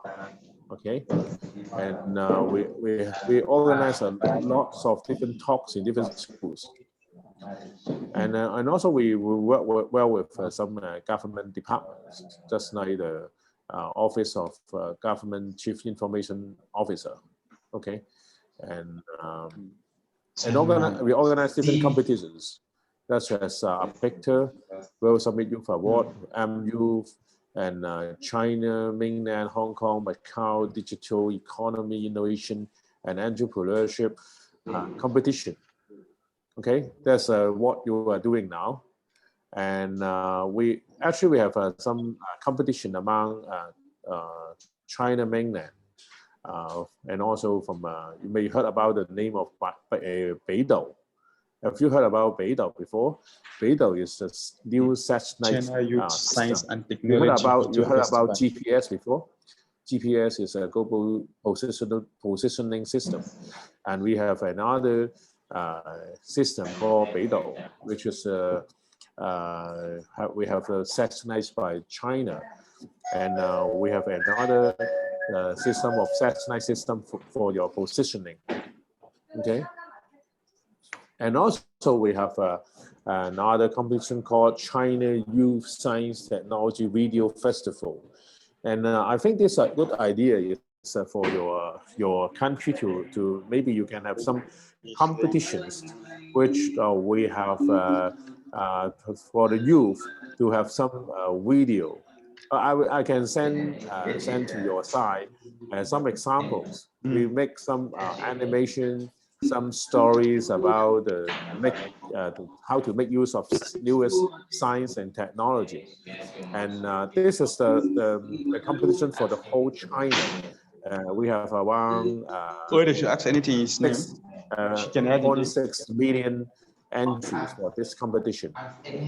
And you can see some pandas on the posters because they organized this competition in Sichuan province. And also we have competitions and we have some photos of other competitions. Okay, this is one of the you can see the right hand side. We for the primary secondary school, they make use of mobile apps to connect to the bus, to have some open data and get by using the Bluetooth. This is one of the entries called Autobus in Hong Kong. And we organize many talks and in competition. You can see our award ceremony here.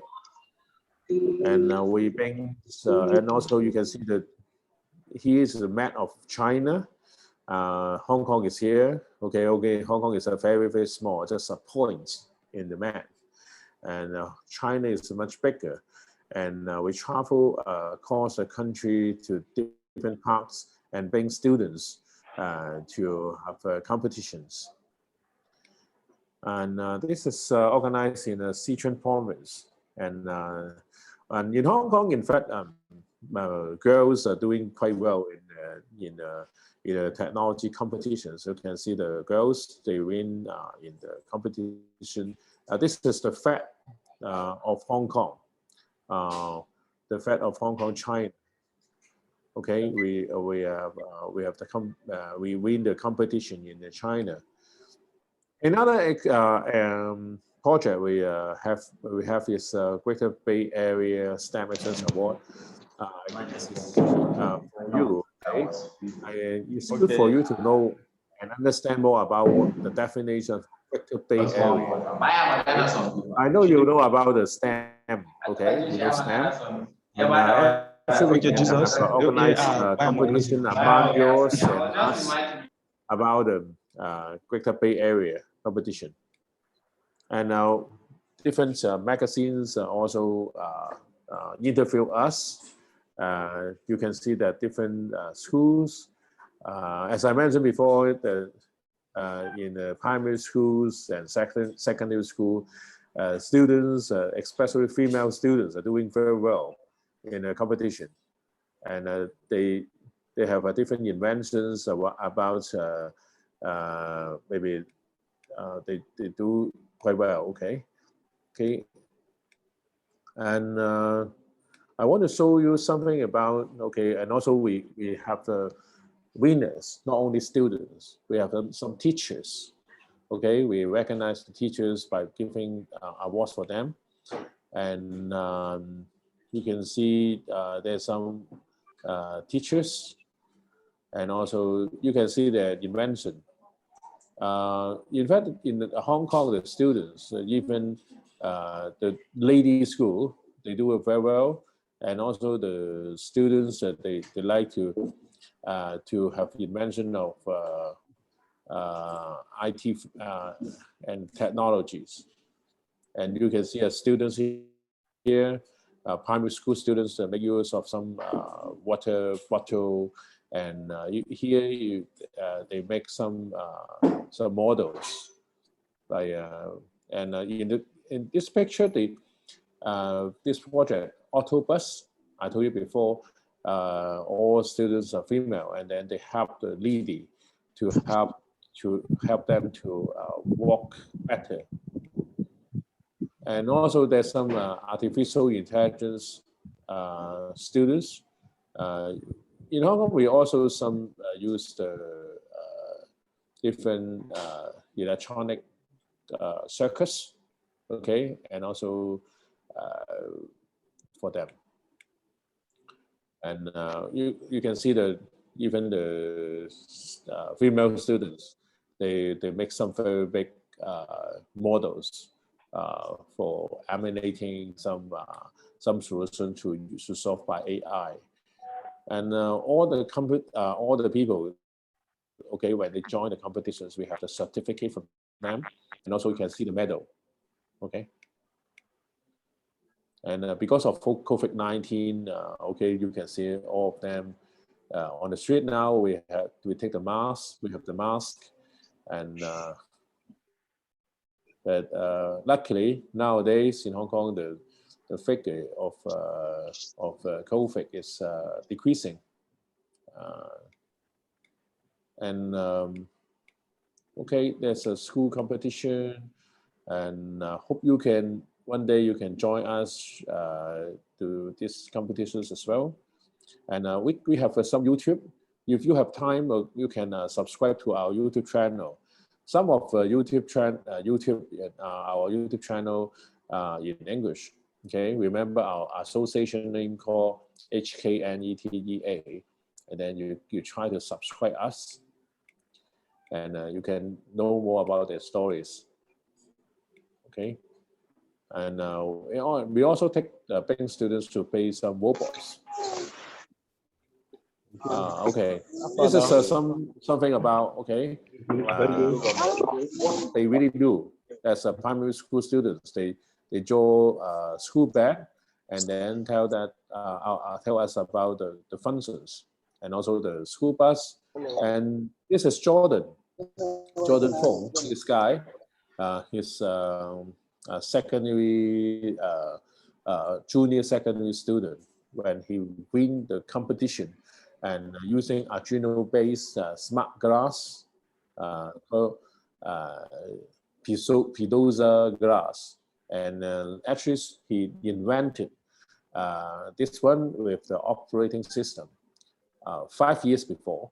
He's now in Israel to study in the university there. And also you can see this figure on the right-hand side is for the big data analysis. The left-hand side is the VR thing. And we have some projects nowadays focus on virtual reality, big data analysis with data visualization. Okay, I talk about MU, okay, actually Hong Kong is here, China, and then Asia here, and then there's a country called Macedonia. Now the name North Macedonia. Actually, they travel there to have the competition there, and it's an interesting experience for them. And we also have some events in Singapore and Hong Kong. And okay, one thing is I talk about the Beidou competition. You can see the SATS-9 here. We make use of SATS-9 technology to have a competition among Hong Kong, Macau, and Taiwan region. And okay, because in Chinese, I want to skip this thing. I just want to let you know our competition have been in different provinces in China. Yeah. And also, in Chinese characters, I skip that. Okay, you can see we make some cars, okay, some trucks by using some Arduino and also other things, and uses SATS-9 signals to have the competition here.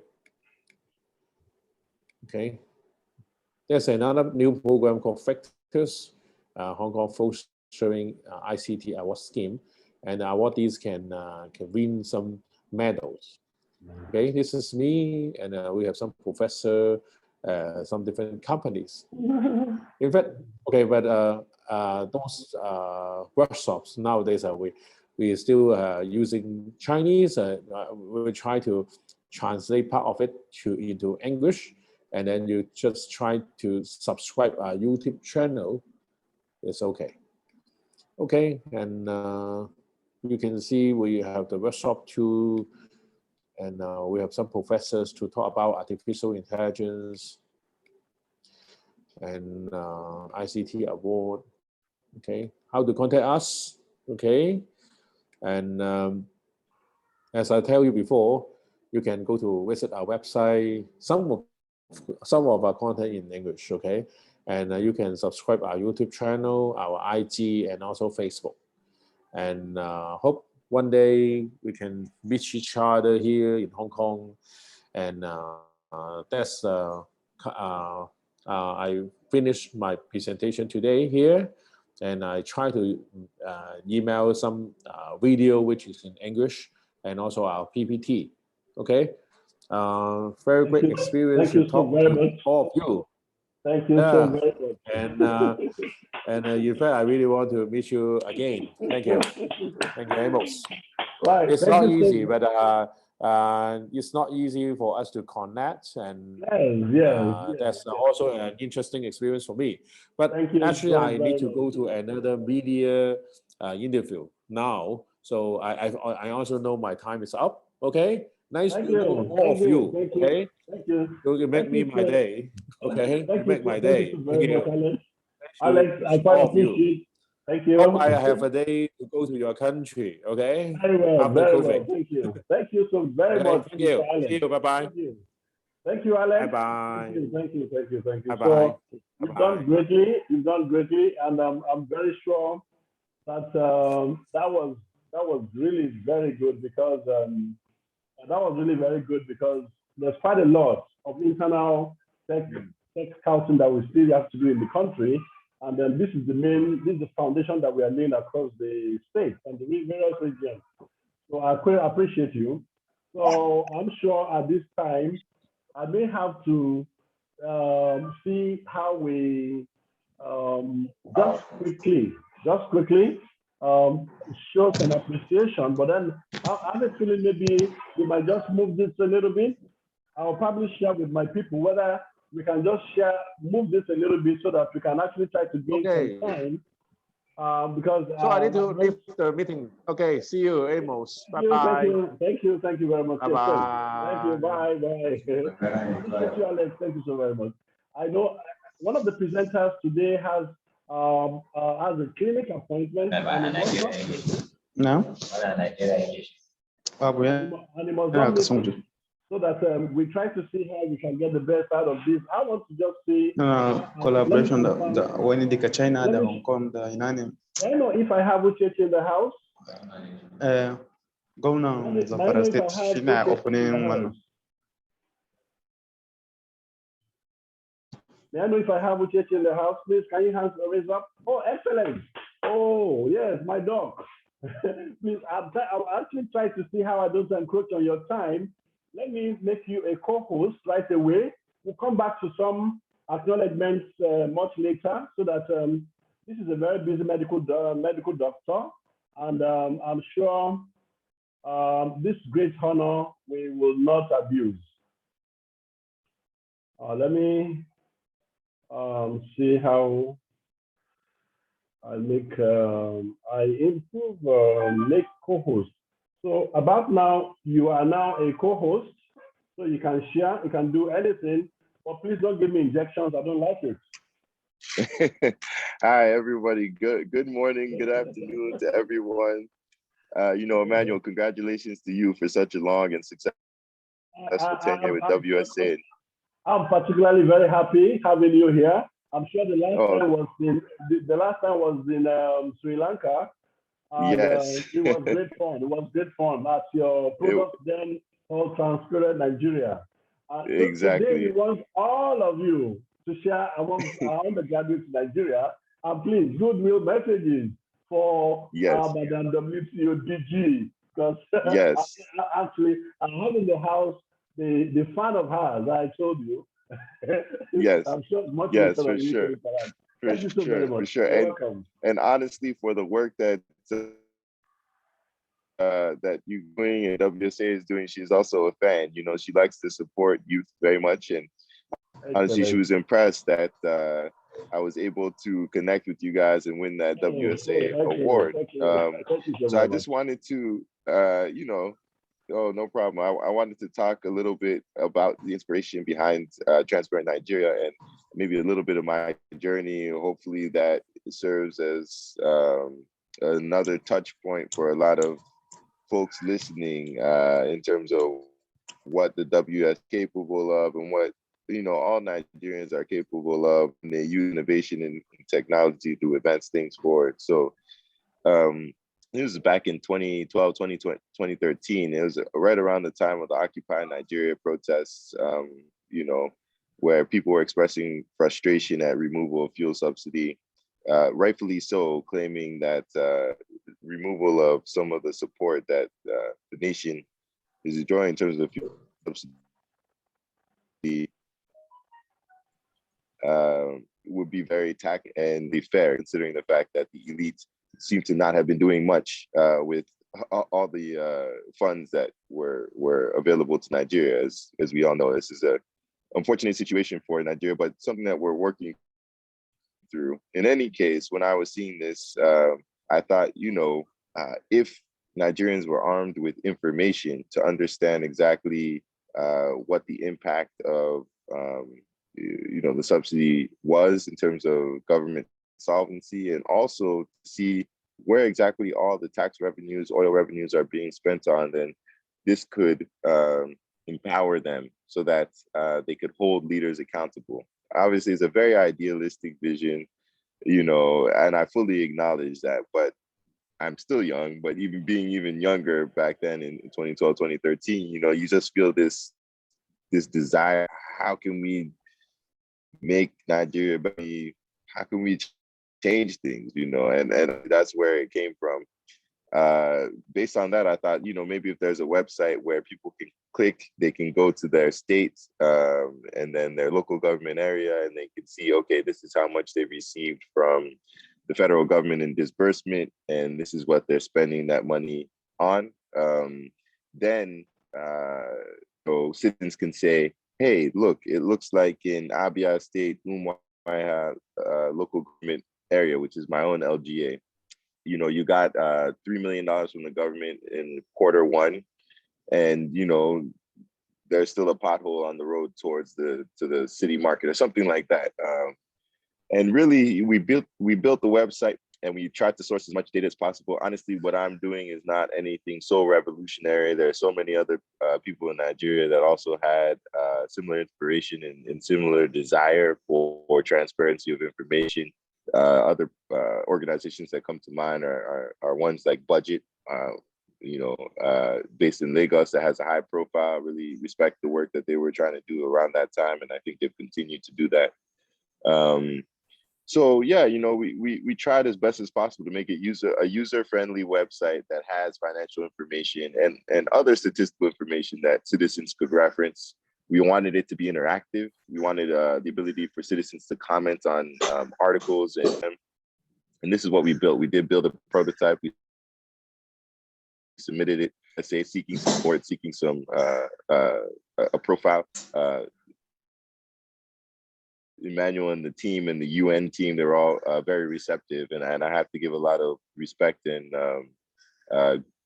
express my thanks for being willing to listen to young people's visions, regardless of what the long-term sustainability of it, or what the, as you know now, what the economic model of it is, which clearly is very important to business and clearly is very important to any sort of venture.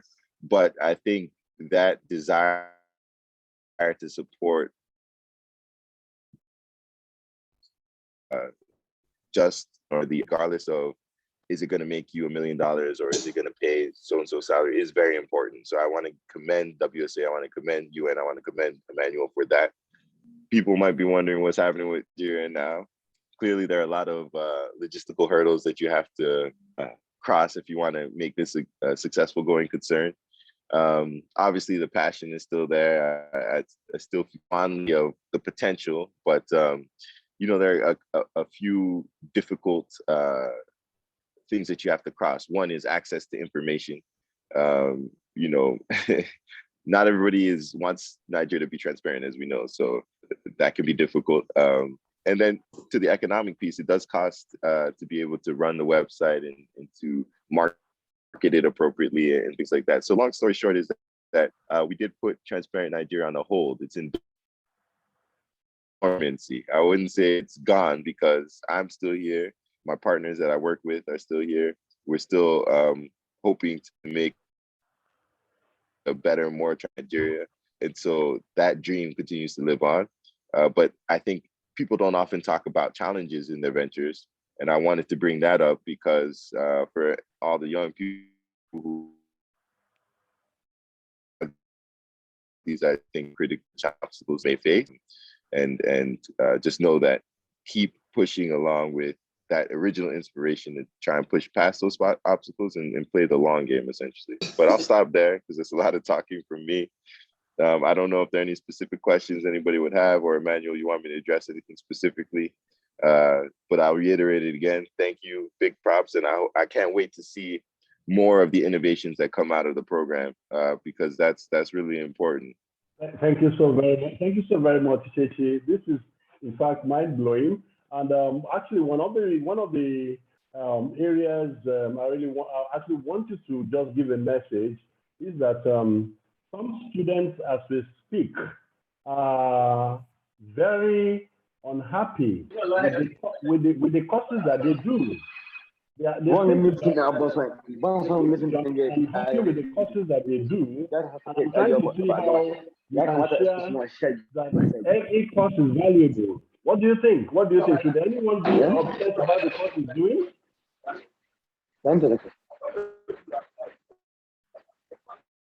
By accident, or okay, so I'm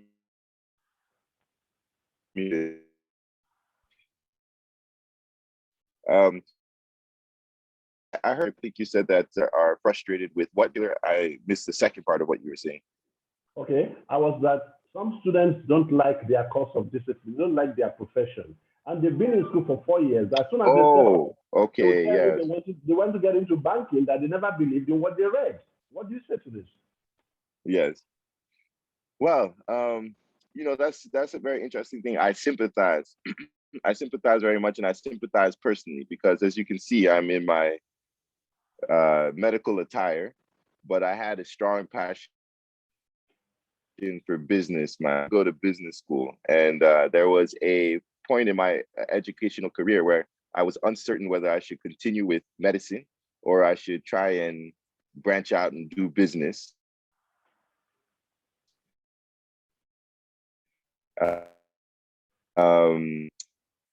Never lost that interest and passion for business. So, maybe in 10 years, you'll see me, I'll be doing something and raising some funds. No, but what I would say is you have to take some time for all those students who are concerned about what they study. Take some time to yourself. It might be a week, it might be a month, it might be a few weeks to truly assess why you're interested in another particular area. Because I will never tell any student not to pursue their passion. And we all know that our parents, other people, society can give us pressure that you must do something, you must do engineering, you must do medicine. But maybe you're someone who is very good with sports. You're a writer, you're a rapper, you're a artist, or maybe you're medicine, but you like engineering. That decision, it has to be very personal. And whenever you do make that decision, what I find is that people have desires, but they don't have. Yeah, with it. You're making switch, that's without a lot of sweat. Even those who end up doing illegal things, they're sweating at night because they either have to prepare for their enemies or they have to worry about the law. So whatever you just, and I'm not promoting people to do illegal things. Sorry, I was trying to make a joke, but my point is, whatever you do, know that there's going to be a lot of investment of your energy and your time. But I fully support people trying to make a good or trying to do something different if they hold that passion.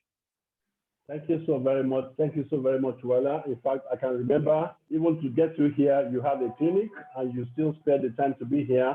Thank you. And so thank you for the time. Absolutely. Nigeria. I appreciate you. Absolutely. Thank you so much. And yes, and best of luck to everybody. That was big. Amen. She says hello. Good, she good. says hello. Thank you so very much. Great. Yes, All right. So, All right. this young Definitely. Take care, guys. Bye-bye. Very impressive speakers as of the moment.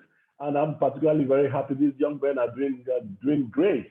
And that's exactly the kind of exemplary, positions we want to get younger people to get to learn from and see how they can actually influence themselves and of course their peers. So thank you at this juncture. Let me just confirm if I can get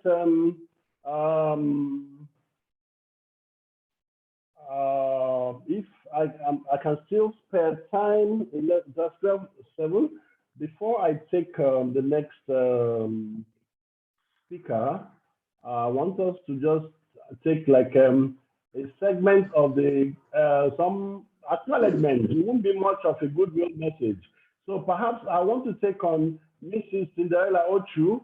Cinderella Ochu is actually the company secretary for Programos Foundation, my daughter exactly, and she is actually concluding her PhD in the University of Johannesburg. So please, Mrs. or I say Dr. Mrs. Ochu now, do us the honor of just reading aloud some of the acknowledgements I'm having at this event now, and after that we'll take a break and then we'll take a paper and come back to it. Okay. You're a co-host, please go ahead. Everyone. Yes, hello everyone. Thank you so much for being part of this webinar. We are excited to have you here and we are very grateful for your brilliant contributions. So I have some goodwill messages here and I'll be fast about it because I know we are out of time. Goodwill messages, the first person we have on our list is Dr. Mrs. Okonjo Iweala, Director General, World Trade Center, WTO. Professor Tuko Abdullahi, Vice Chancellor, Maltech. Honorable Minister, Interior Engineering, Rauf Arigbeshola, WSA winner, Upon, Imo. Engineer Tayo Adeniti, National President, ITAN. Professor Peter Brock, Chairman, WSA. Professor Anjad Umar, Lead Consultant, UNICT for SIDS ICT Program Director, Harrisburg University, USA. Honorable Minister for Communication and Digital Economy, COMDEC, Dr. Isa Pandami, FNCS, United Nations ICT, Innovation Bed, and other details here is a certified youth on digital transformation in 10 states. So we'll leave it there at the moment while we proceed with the event. Thank you so much, Dad. All right. I appreciate that. So we'll just move into the next speaker until we'll come back to take more acknowledgements. And permit me to locate Dr. Mrs. Wumi Hassan. If Madam is in the house, please, we can see your hands up.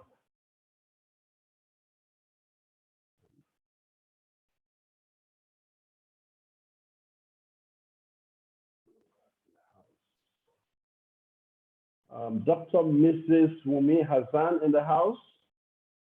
Sorry, I needed to start a bit because I have some program adjustments that we need to do to catch up some time. If I do not have Dr. Mrs. Wumi Hassan immediately, okay. Why is Dr. Mrs. Wumi Hassan in the house?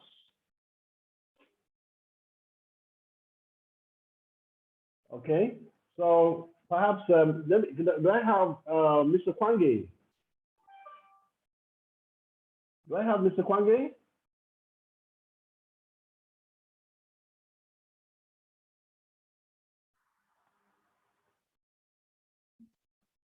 Do I have Mr. Kwange in the house?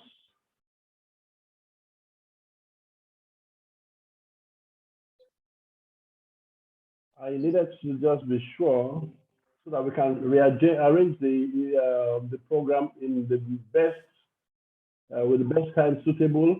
Or if while doing that, okay, let me just confirm and take the rest of that message.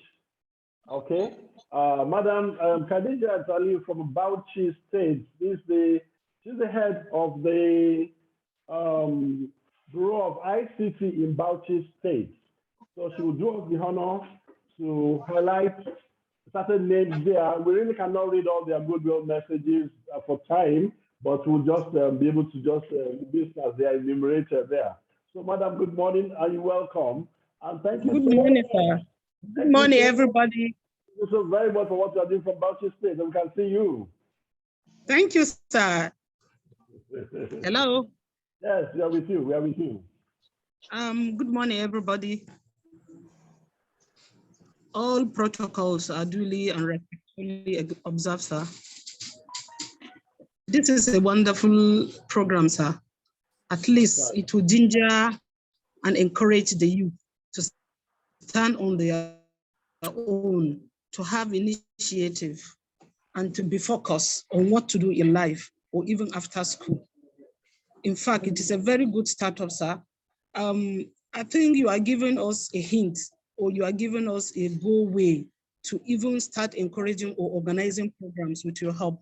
With this kind of program, I think to change Nigerian vision, and especially those ones in the local areas, to start changing their mind or their way of thinking, to be innovative, and to come up with an idea, to be independent, and to be in the world of the digital economy. I think this is a wonderful program. We will see to it, especially from Bauchi State, to see that those youths who are willing and able to join the era of ICT, I think we need to organize a program for them, a workshops, a seminar, something like this, to be able to bring them together so as to meet. This is a program. I don't have much to say. For you you said it, that you saw the need to help the students across the nations, especially those from the local areas, to become a better citizens. We said we are always going to be with you. You have our full support. We'll make it forward, sir. We'll carry the program and the innovative ideas forward for our government to be fully involved in it, and to see the importance of bringing those people together to have the technology idea and to help their selves. Thank you very much, sir. This is a wonderful program. Up Programos, and may you be always. Thank you so very much. Thank you so very much. That was grand. Wallahi I'm not cooking over. Wallahi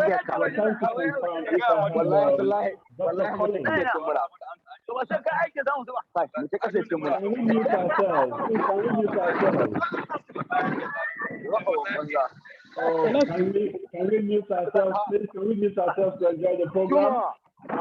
May I know if Dr. Collins is in the house yet, please? Can you help your connection?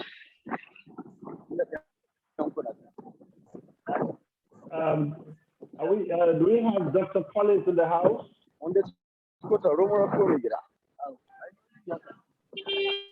Okay. Just trying to see so that this timing we can actually match it up with the best way we can, because we're actually playing with people whose own timing is not as ours, so that we will be able to get the best out of it. If I have Dr. Wumi Aslan in the house, please let me know. At the same time, I can see a message from the studio special assistant. He was to leave and couldn't even move. I'm happy for you, sir. Thank you very much, sir. And we're trying to confirm Dr. Mrs. Wumi Azan, as well as Dr. Collins. These are very, very powerful presenters and content that we're expecting from these two presenters. And I will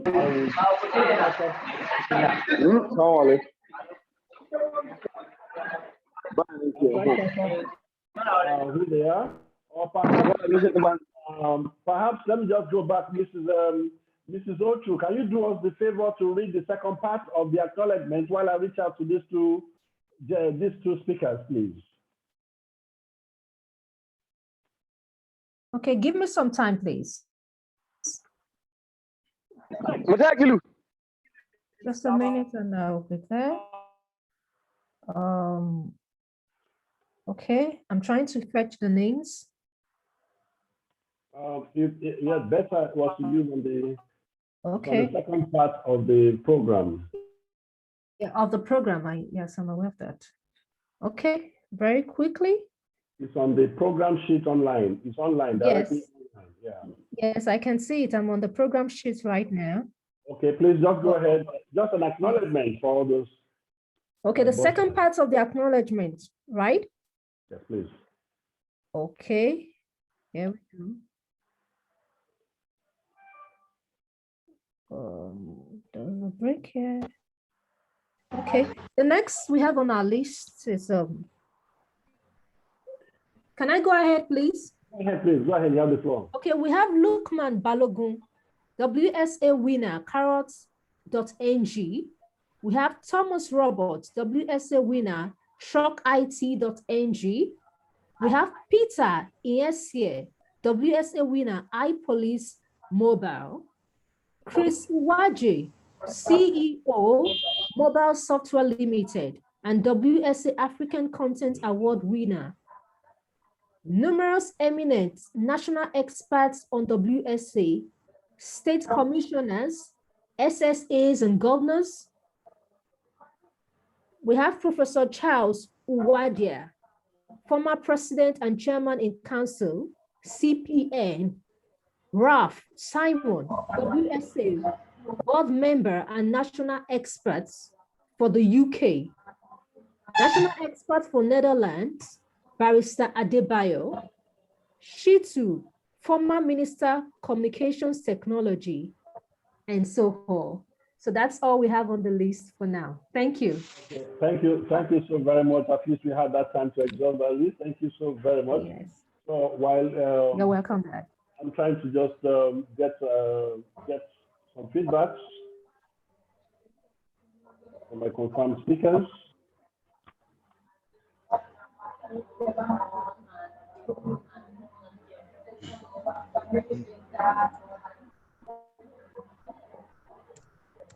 Let me take a word from. Let me just take a word from this IT man here, Mr. Oyebanji. Mr. John Oyebanji, good morning, sir.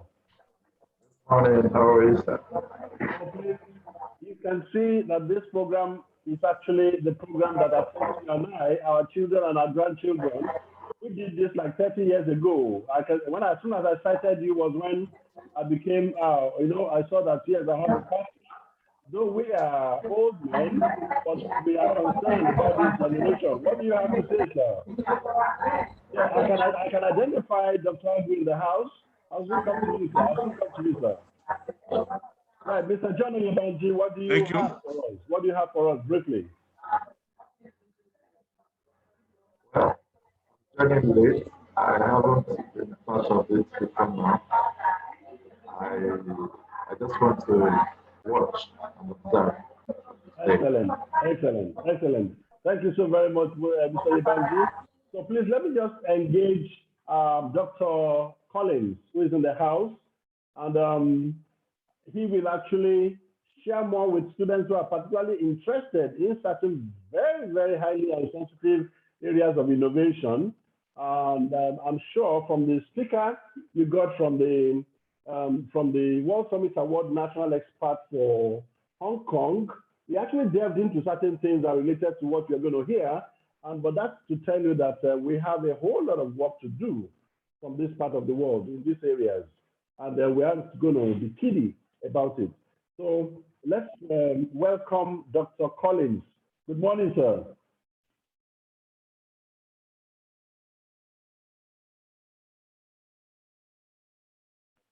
Good morning, sir. You're welcome, sir. Oh, yeah, I need to, let me see your, okay, let me make you a co-host. Sorry. You are fine now, sir.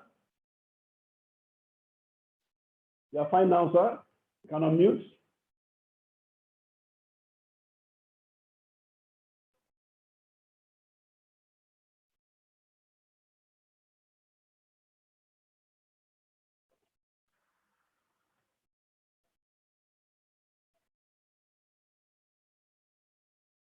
Okay, you are now a co-host.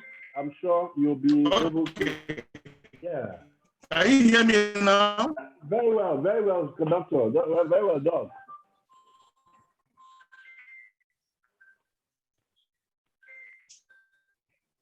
Can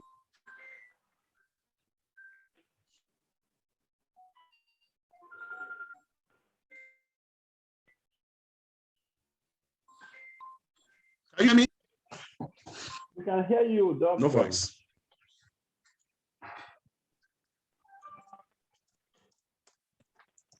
Okay, you can hear me now? Very well, doctor. Yeah, yes. Okay. You're welcome, sir. You're welcome. Thank you very much. Yeah, and thank you for having me. In the house, I just came online and it's happening. In the house, I still have the senior special assistant on ICT to the Zamfara State Governor, and this speech, this message is very, very relevant and important, sir. Thank you so very much for the time. Go ahead, sir. I think I'll make it very, very brief, though I have a few slides of presentation I wanted to do. Yeah, you can share them, and we can actually get the file to download later on. I think there's some background noise coming up, some background noise. Please, can we have some peace? We don't want to treat people like we are forced to do this. Please, let's be patient and listen to the program, please. Yeah, thank you very much. I would just make, just a few remarks. And first of all, I must commend the organizer of this very event. I think I must tell you that it is a very, very wonderful achievement, and I hope that we sustain this momentum, bringing people, stakeholders on a common platform to discuss the way forward. Especially when I'm talking about emerging technologies, when I'm talking about capacity development and youth empowerment. It's very, very important.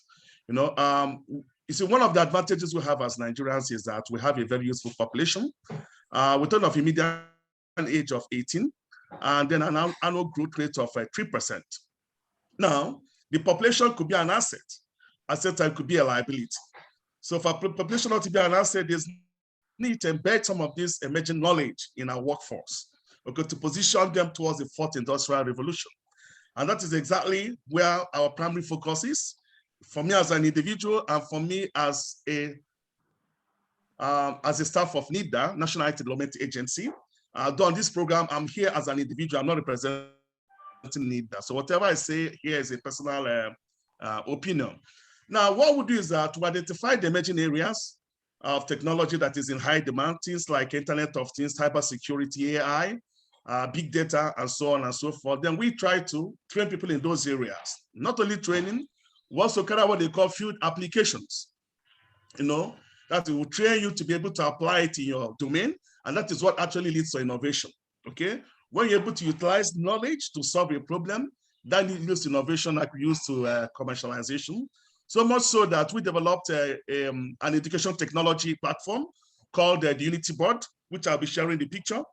And the essence of Unity Board was actually to act as a hands-on environment for training of kids, even as young as 8 years in emerging technology, that's AI, IoT, up to university and so on and so forth. Because we understand that as technology is changing, if you're not able to upskill and reskill your workforce becomes dinosaurs. They won't be able to compete favorably, especially on the world platform. This we have realized, and that is why from the world we try to see how we can adapt some of these technologies to suit our terrain, because not enough to copy whatever is happening in the developed world, and then paste it in Nigeria. Here we'll have our peculiar and special challenges. So we do what they call technology adaptation, where we look how can adapt this technology to be sustainable when it comes to Nigeria. Now we have 12 people in various areas. Internet of Things. We support hubs. Like I mentor in a hub called TD4Pi Hub in Kuje here, Federal Capital Territory, where they have developed some smart agri solution using Internet of Things. They're also working on some, how do I put it now, inventory management system using RFID technology, and so on and so forth. And this is a hub that is upstream ICT, because if you look at Nigeria as a whole, most applying to software. But the hub where I mentioned in Kuje, supported by NIDA, is actually primarily because upstream ICT. That's where you have your hardware, your firmware, and of course, the software comes in as well. So that gives you a lot of strength, because if you break the IoT, if you form what they call the forces, computation, control, connectivity, and cloud. And when you look at it critically, these are the pillars of ICT. Your computation is your software firmware, your cloud is your database, your control is embedded system, and then your connectivity is your networking. So IoT is such a technology where you learn it, you're basically covering all the facets of ICT. Right now, we're in the era of data, okay? So without data, if you fail to plan, you plan to fail. And data is the next oil. So the question is, how do you generate this data? How do you get this data maybe to your cloud application? That is where the IoT comes, when we develop what they call the data acquisition platform, such as Unity board, Ugomba board, and so on and so forth, that can acquire environment data, that can acquire other critical data and push for data analytics. So these are areas that we solidly promote, and we advise maybe state governments to open up hands-on, not only theoretical, because there must be a difference between your conventional classroom lecture in the university and also what we call the field application based lecture, where you actually trained by experts to apply some of this knowledge to solve some problems within your domain. So we have of agriculture, I think Umudik also, we have people coming for their IT over there, and there are also people coming for the NYC and other mentors that come from even government agencies like NatComSat to mentor young people. So I feel that this is a very good platform where we can seek for collaboration, and especially trainings with field applications. It is very, very key for us to initiate that very process. I don't know how much time I have. I would have just shown a picture of the board, what I'm talking about, so people to have an idea. Then I could share the website of the unityboard.ng. And I want to tell you people proudly that the Unity board was championed by the Honorable Minister for Communications and Digital Economy, Dr. Isa Ali Ibrahim Pantami, which was my immediate boss from NIDA before he became the minister. He championed the whole idea, the whole concept of the board. And the idea was to develop a platform that has been adapted to suit our terrain, considering our challenges. And that is why if you look internationally, you don't see any board like that. It's a board engineered, to drive the Nigerian workforce toward the fourth industrial revolution. So I'll quickly see what I can share now. 2 seconds. Yes. Is my sharing enabled already, no? Yeah, a co-host, you share it, yes. Okay, fine. So exit minimum. Okay, let me see. So I will quickly see what I can share. Okay, fine. So 2 seconds now. Let me see. Basic. Yeah, no. I cannot see. Just 2 seconds. I'm actually not seeing the screen I want to share here. Okay. Let me share this. 2 seconds, please. Are you pursuing what is there anything you're saying right now, please? Yes, please. Unity board, is it visible on the screen? Because I'm using a single monitor. I don't know what you're saying. Because only tell me what you're seeing on the screen now, please, because I can't see from here. Unity board IoT development kit. Okay, beautiful. So that's the right screen. So basically, this as you can see, this is a Unity board IoT development kit. So this is actually the user manual, and you can see the website here. This is a website over here. unityboard.ng, so you could get more information about the board because of time. Then I'll just show you more. So this is the board outline. This is actually the board outline. You can see the minister's name here, and I'm also the co-author. So it's a board that is developed, for teaching and learning of emerging technology with hands-on application. And as I mentioned, for a few applications are where it covers vast areas like embedded programming, AI, IoT as well, and interfacing, electronics, electrical engineering. So it cuts across. So this is actually the technical manual that has been developed with practical examples, and coming as I speak with you already, this is being applied in a farm. So this is actually a smart irrigator that is applied by some of the mentees in Kuje. Students are working on, you can see the unit board inside the box, where it's part of this smart agriculture and so on and so forth. So it's actually being utilized by some people now. And the good feeling is for kids, it goes a very, very long way because we have programs like Scratch programming. So you can also have, you can interface the board, what they call the S4A, Scratch for Arduino. So students are used to programming in Scratch already, which was developed by MIT, can actually easily utilize this board for physical computing. That is computing where you sense your environment, computing where you interact with your physical environment. It's different from a conventional computing where it is just within your PC or your laptop. Here is that you use your PC, you talk to the board will talk to the environment, gather environmental data, send data, and so on and so forth. So it's part of the trend, it's part of the emerging area. Now, I will quickly share a second screen of maybe Internet of Things, just a very fast one. So, well, this is actually a presentation which I made, I had an online, it's a lecture, DACO lecture with Nile University here in Abuja. So I will still go through the same thing because most may not know what is the Internet of Things. Internet is actually a word that was coined by an employee of Procter and Gamble. And Gamble, I think, is a big, it's a household name company that produces, a lot of products, for the house and for personal use. And he actually came up with the name when he was trying to make some presentation before the top management. Now, in a nutshell, what's the Internet of Things? There's a lot of definition, okay?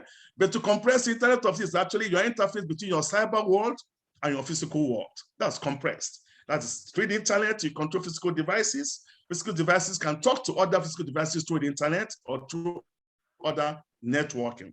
Okay, so it has, just as my slide is showing, the backbone of the connectivity is actually the internet. Okay, so I'll go very fast. So what's involved in Internet of Things? I call it the PPT. The PPT is what they call people, process, and technology. So all this make up the Internet of Things. Of course, you have companies like Cisco using the word Internet of Everything. To me, I keep saying it, I don't see much of a difference. Maybe they're adding the people component into theirs. But already, the IoT involves human beings. Even with your phone, as using your phone, you are also part of the IoT ecosystem because data is being generated by you, since your mobile device is an extension of yourself already. And so moving your GPS coordinates, the BTSs, the LACs, the cell IDs, everything is being generated and it could be streamed to a back end. So as I mentioned already, I spoke about the 4C of the technology. You have the control, connectivity, computation, and cloud. If you look at it, it forms the pillars of IT, in its totality. Your control is the embedded system over here. Your computation is your software firmware. Sorry, am I? Please go ahead, sir. Please go ahead. Can I proceed, sir? Yeah, proceed, sir. How much time do I have, please, so that I'll know how to manage my time? 2 minutes, sir. About 2 minutes. About 2 minutes. Okay, fine. Then your cloud is your database, then your connectivity, as I mentioned. All this, forms the core, or the nucleus is where the IoT falls in. So as you can see, it's a technology that we need to teach people. Very, very important. And then what is Oh, come on. Please, once more, can we just mute ourselves? Okay, it's okay. I mean, this should be my last slide, please. This should be my last slide because there's so much, how do I put it now? Interference is okay. So this is my last slide. So you can see the outlook of the technology.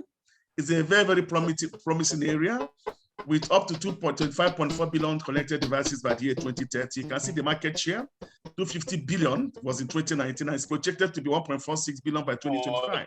So it's an emerging area that has so much promises.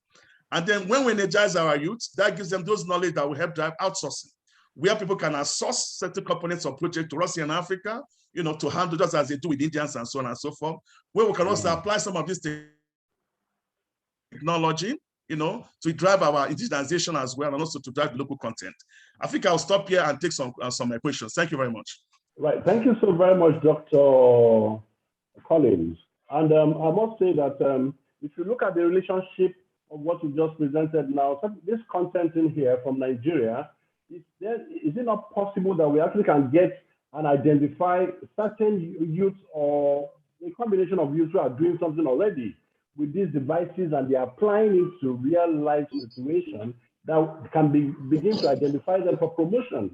Because in Hong Kong, just like what my friend Alex Hong, the Hong Kong national expert for Hong Kong, has presented, there are national competitions on this content that the youth are doing right when they are even in school.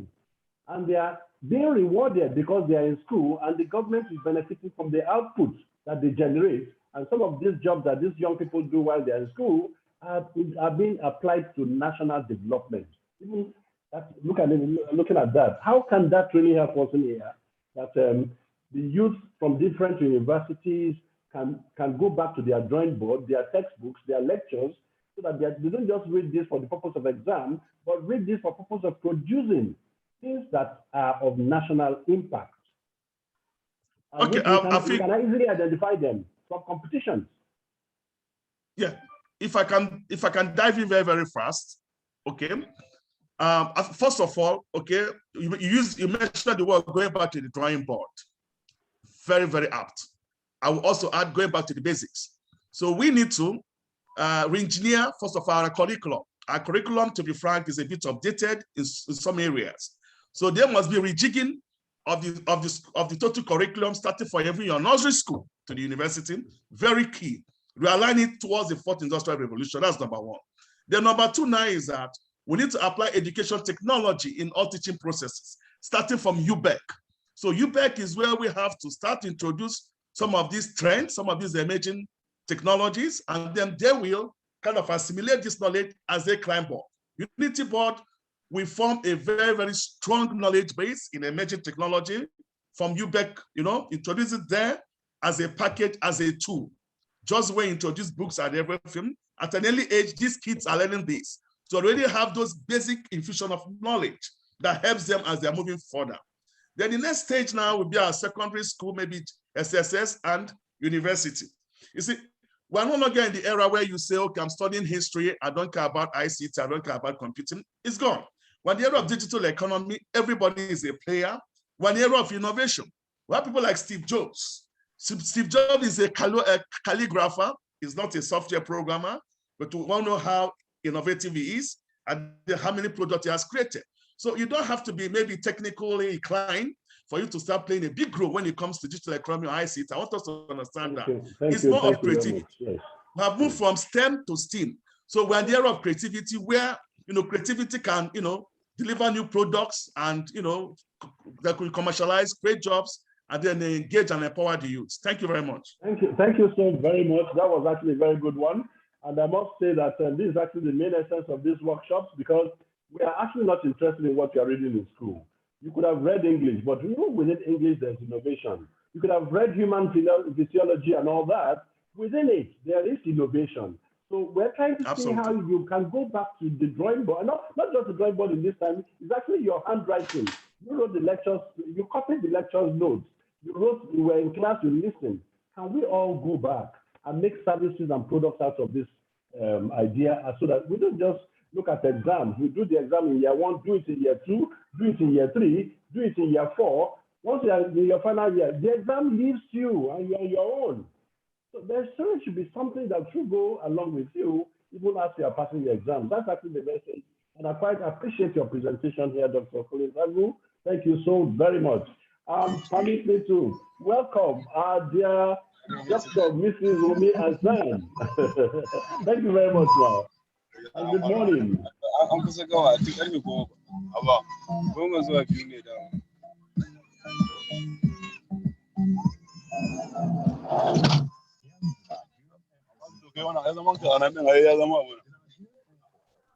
Hello, good morning, madam.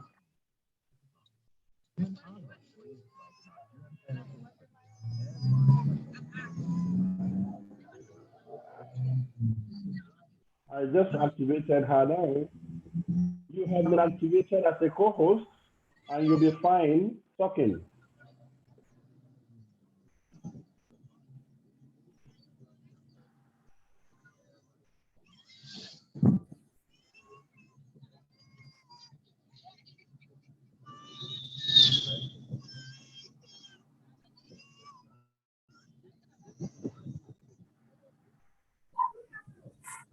Hello, madam. You are on, ma'am.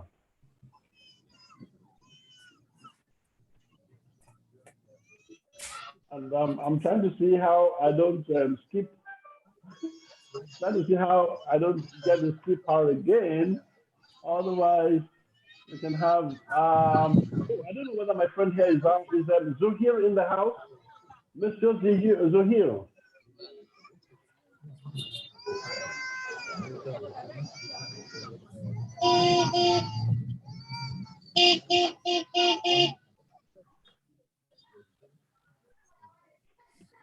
Trying to get my next speaker. Trying to get my next speaker. Zuhir is in the house.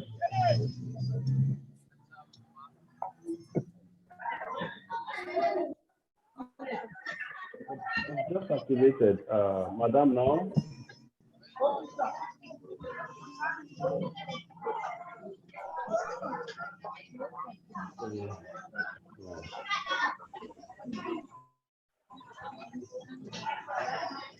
Please, gentlemen, just trying to get.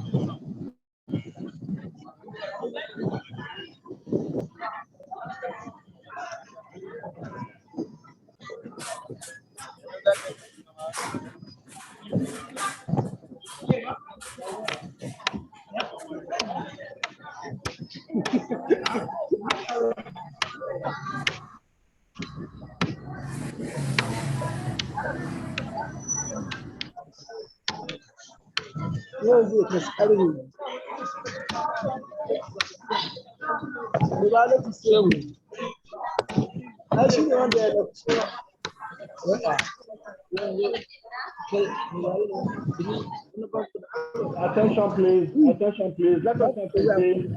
Our speaker is on.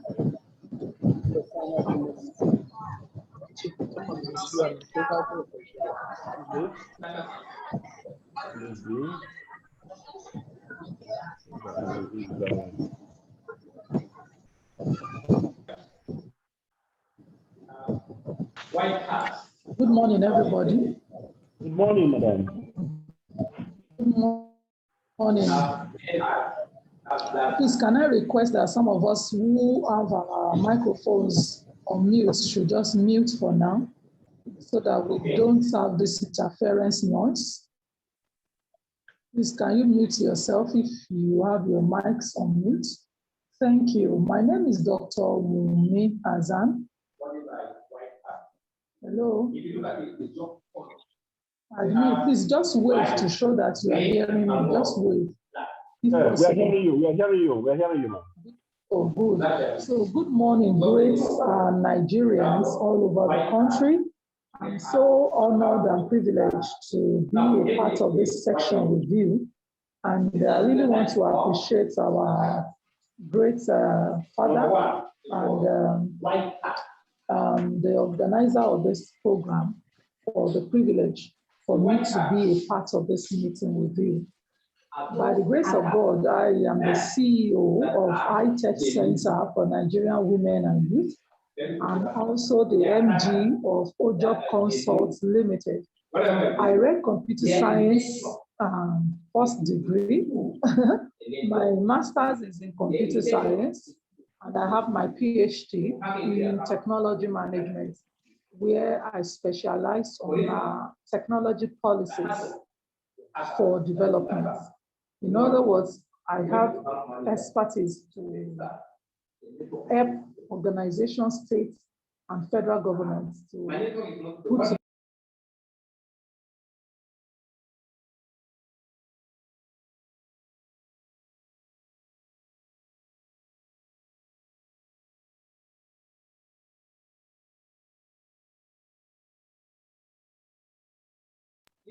So I have had opportunity to do this with the Federal Ministry of Science and Technology and with several states, Kano State, Lagos State, and we are hoping to work with Gombe, which I am presently as we speak in Gombe State for an empowerment program. So I am happy to be here, and there is a great privilege to see this program that is being put together for as many of us across different tertiary institutions.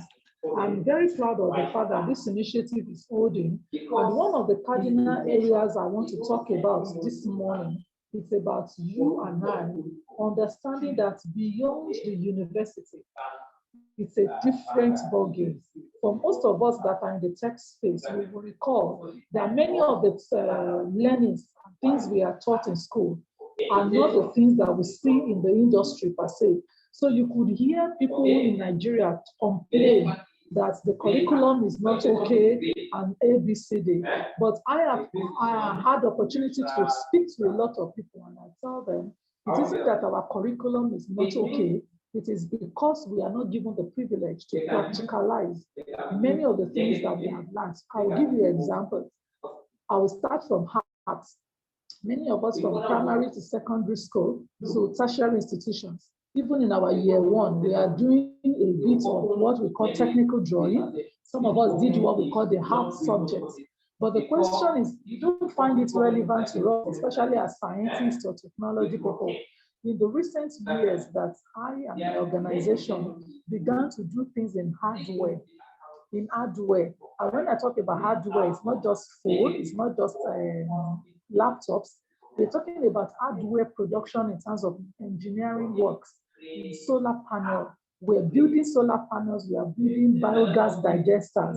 And then we began to realize that as we work, we are using tools that are from the heart shop.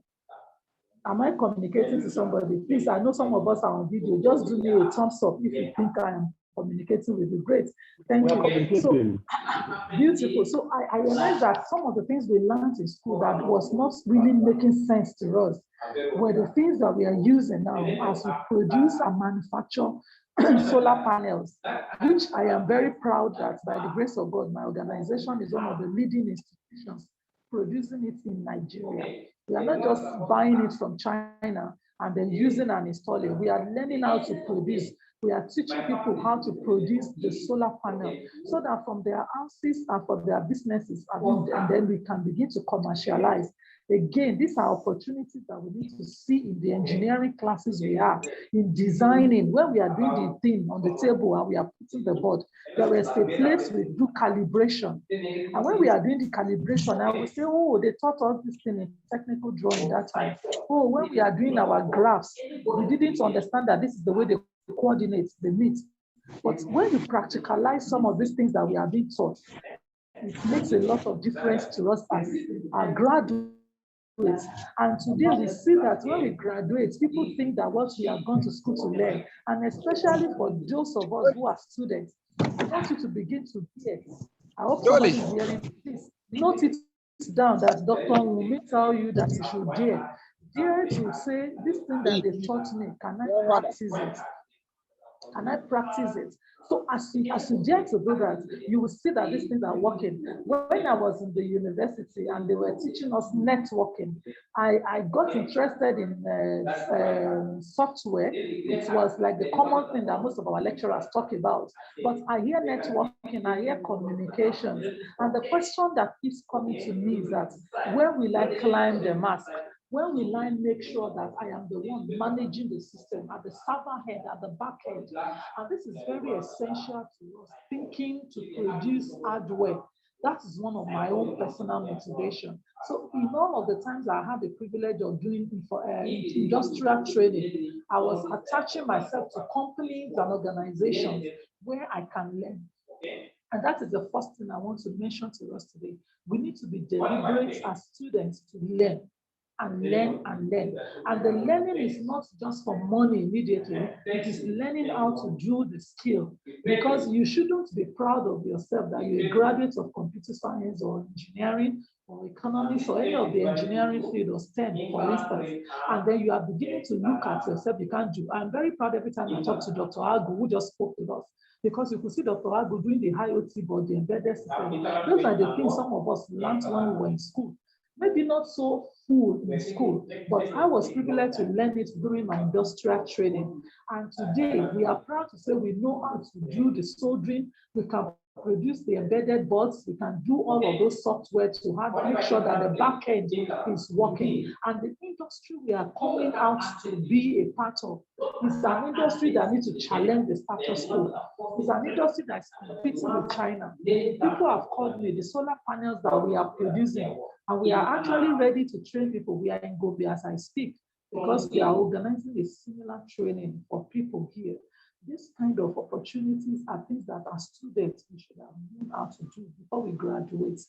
And so I believe that some of these technologies and other technologies are things that you and I could dare to say, I want to know how to use it. I want to know how to work with it. I want to dare to dirty my hand. Let me not deceive you. The white collar job will only give you salary, but the blue collar job, which most of us signed for when we went to university as engineering students, as science students, are the things that dictate your price. You are the one that will dictate your price, not the industry telling you what salary to give to you. Because if you know how to produce solar panels and you need to be getting, to power a community, you are the one that will dictate your price. And so if you have to do biogas digesters that will take waste and produce waste from it, they want to produce and generate your own price. And so these are the basic technologies that we need to begin to find as we do work in class. As they teach us the theory, let's go online. The internet is available to us. Let's begin to search. And if you can afford it, get yourself trained. I was talking to my participants here in Gombe. I said, I was the one that went to teach myself how to build websites. They didn't teach me in the university as a computer science. I taught myself how to build websites, how to use content management system. These are not the things that they taught many of us in the universities, but you must go the extra mile. I'm sure that is the essence of this innovation. We will get a roundtable discussion for all of us, so that as students, you can begin to think out of the box. You can begin to look for what exactly do you want to have as your own niche when you graduate. You can't be everything. You can't do everything. Some of us, because we are into capacity building and empowerment, I am versatile. I'm trying to get to know things. I want to, because when I did my PhD in technology management, it taught me a lot about how to apply and across sectors. That is why I had to do policy, whereby we can understand what is the government agenda, what technologies can be useful to them as government in different times and different seasons of different levels of political system we have in the country. And then if I am a solution giver to them, what can I do to them? So I think by this, I want to welcome you. If you want to get our website, is itechwomen.org.ng. And then some of the things we do, you can check me Azan on Facebook, iTech on Facebook. You will see some of the courses that we run. And we would like to partner with anyone from you, either in the university or at state levels to be able to train and empower you, like my brother Programos is doing with us now, is to open our eyes to different technologies that are relevant. To talk about the artificial intelligence now. I'm sure Dr. Agu has said so much about that. That's why I'm not going to that. But part of the things we do is on robotics and artificial intelligence. We deal with the same IoT board, and not that the IoT board, which is like a unified board that can help us to do robust things. We have things that we can do with Arduino, with Raspberry Pi, with so many things that we can design. During the COVID, we saw Nigerians were able to do so many things all of a sudden. So we don't have to wait for that pressure to be able to do things. We need to begin to think out of the box and start producing, because if we don't produce, we cannot import. If there is a lockdown again, so we need to look for a system that will make it to work at Tech Center. Engage with us to train you on how to produce solar panels, to train you on how to do biogas digesters, whereby you can carry waste of any form and you can convert it to methane and the cooking gas. And some of you can start bottling it and begin to sell them. It's a very eco-friendly technology. And we deal with so many other agricultural technologies. We look at so many other technologies around renewables, around the health sector. And we are working on a particular project now whereby we can create a mobile kind of system that can give people business opportunity using any of those technologies. Again, these are opportunities we would like to explore with students. We would like to explore with lecturers. We have had to train lecturers in some of the campuses, whereby most of the private universities anyway, but we know that state and federal universities can engage with us because these learnings are practical, they are hands-on. And for so many of us who are now out of the university, we know a little better that the solution we need to develop Nigeria can only come from us and nothing else. Thank you so much. I think I have engaged. Maybe questions will make me to do more with you guys. Thank you. Thank you so very much, Dr. Umi Azan. And I think this talk is actually a clear indication pointing to the fact that no matter how much we tweak our curriculum, if we do not practicalize the curriculum, we are end for the same old story. And therefore means that youth need this opportunity to be able to do things with their hands, use their heads to create things. In fact, there are many ways. It's either in service form or it is in, it's either in service form or in the product form. And I think that was some very good lessons that we have taken there from the last speaker. And please, gentlemen, please let us still continue. Let us continue to mute ourselves.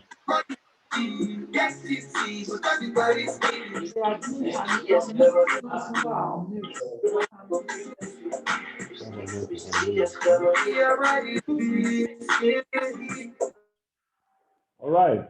So I may have to use that because I was trying to avoid getting people to be blocked unduly.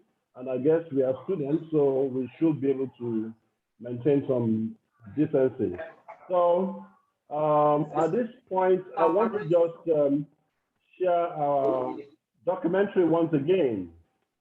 I want to share our documentary once again for those who perhaps were not in at the time, so that I can verify every other speaker after this stage. Hello, sir. Hello, can you hear me?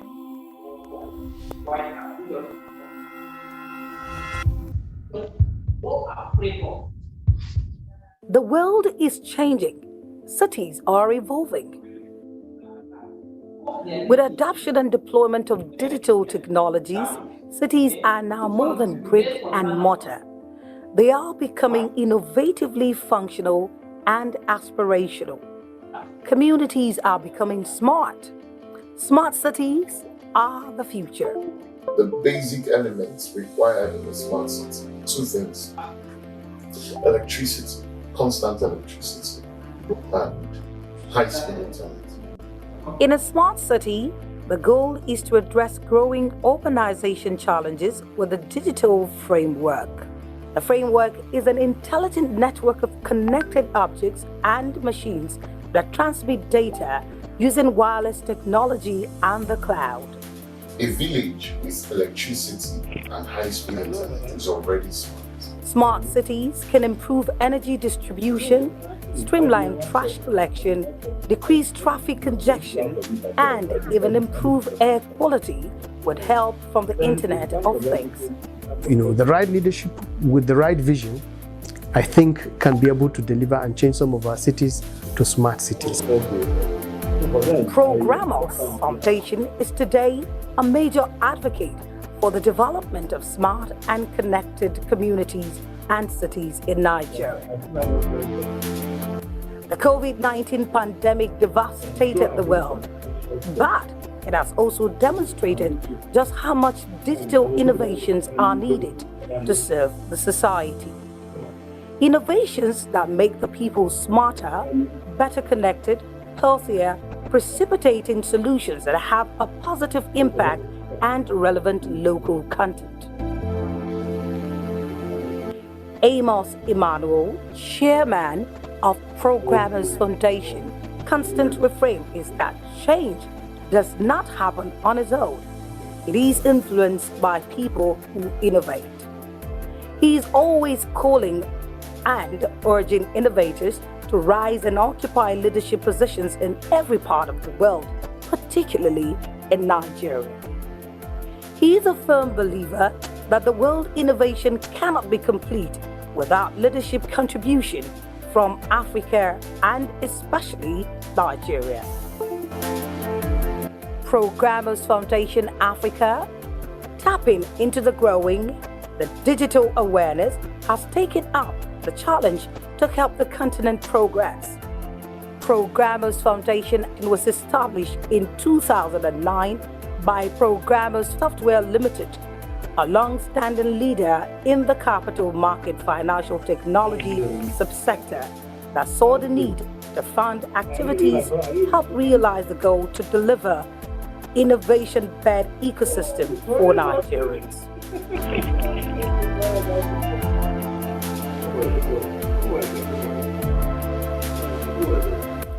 Amos Emmanuel, Chairman, Chief Software Architect for Programos Software Group, is a prolific software designer and entrepreneur. He has served as ICT backbone to numerous financial institutions in Nigeria with over 25 years' experience automating and maintaining more than 100 capital market operator organizations in Nigeria and Ghana with the multiple award-winning Cloud Integra. He is the UN World Summit Awards eminent national expert for Nigeria. Programos Foundation is engaged in significant work. It is helping Africa harness the power of technology. It is teaching Africa to innovate. The impressive and groundbreaking work that Programos Foundation has pioneered is particularly important in the light of the United Nations UN Decade of Action on the Sustainable Development Goals, SDGs. The Decade of Action calls for accelerating sustainable solutions to all the world's biggest challenges, ranging from poverty and gender to climate change, inequality, and closing the finance gap. Technology promises to play a larger-than-life role in this quest.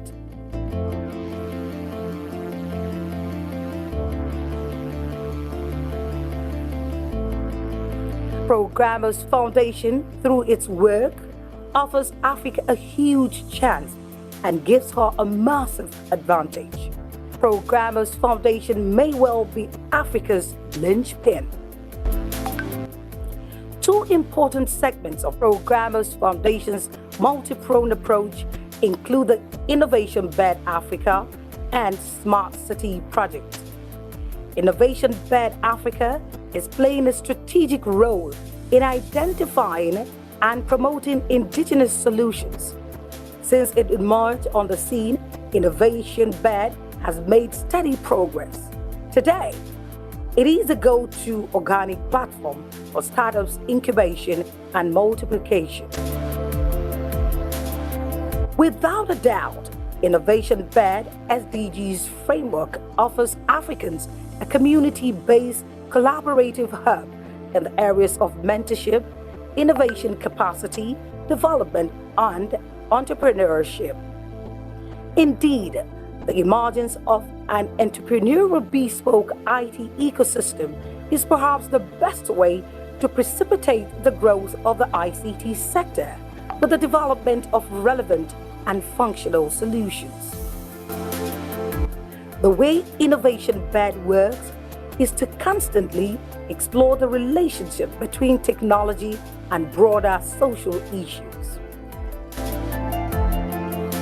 Everywhere Africa appears to be behind, Innovation Bed has become a bridge builder, an aggregator, and facilitator. It is spearheading efforts to contribute to efforts to build a digital ecosystem for innovation development in Africa. Innovation Bed has incredible long-standing strategic initiative research partners, including the Global Digital Foundation, ICT4, SIDS, Info Poverty World Conference, Oparazone Global, and Amiable UN World Summit Awards, WSA, eminent national experts from over 180 countries. These alliances have bonded Innovation Bed to advance actions towards the UN Sustainable Development Goal from across the respective countries. The World Summit Awards are a unique award system selecting and promoting local digital innovation to improve society, combining an ongoing series of international events and Right, so ladies and gentlemen, my special speakers, thank you so very much for that little break. I think I wanted to just know whether we have one or two questions.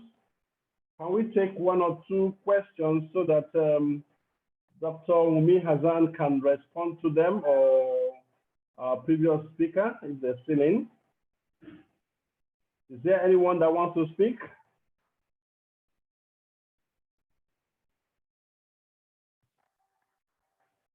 Okay, let me lower everyone's hands first so that I know who is actually, okay, so let's see your hands up.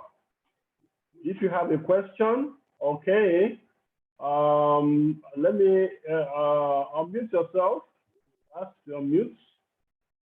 You can unmute yourself and speak, please. Go ahead, please. Okay. All right, madam. Thank you. I think it's good to know that Programos Foundation has really come a long way. I remember being in the implement of Programos software when we started Programos Foundation way back.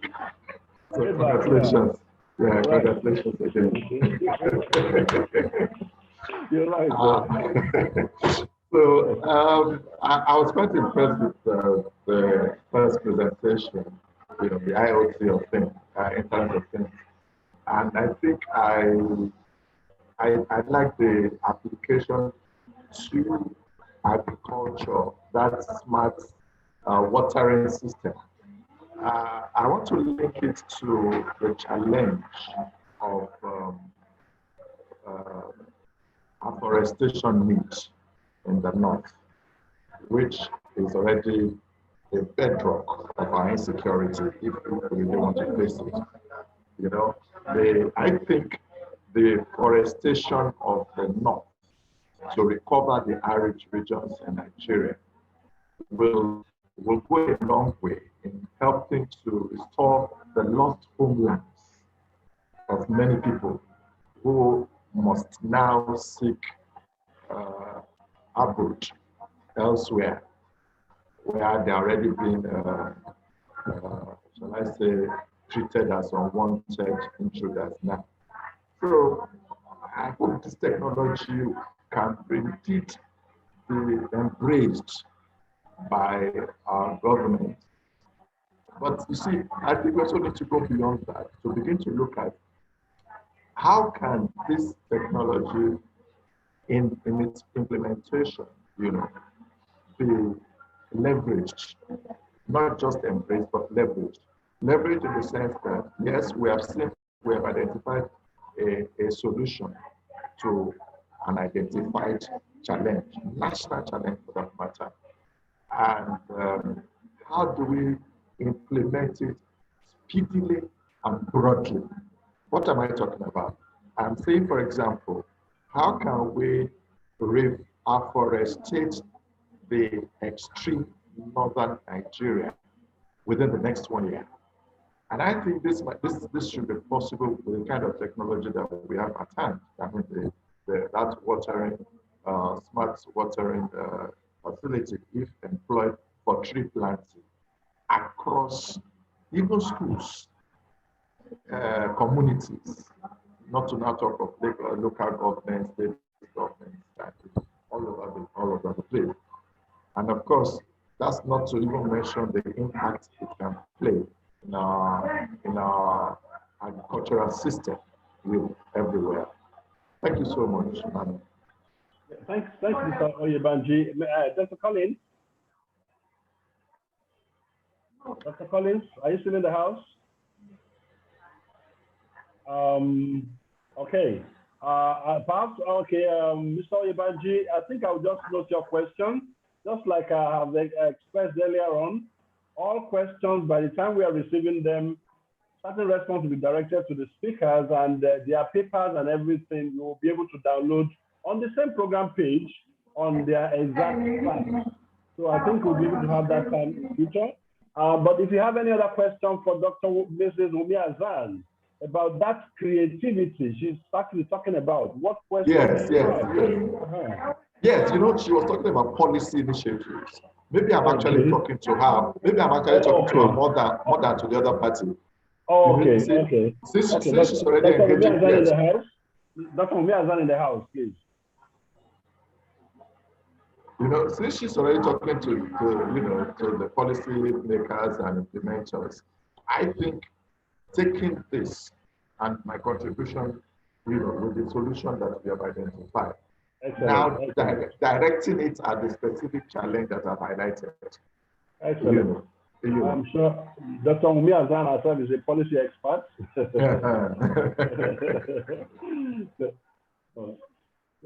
So she can help us take it further from there.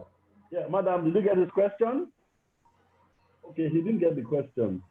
She didn't get the question.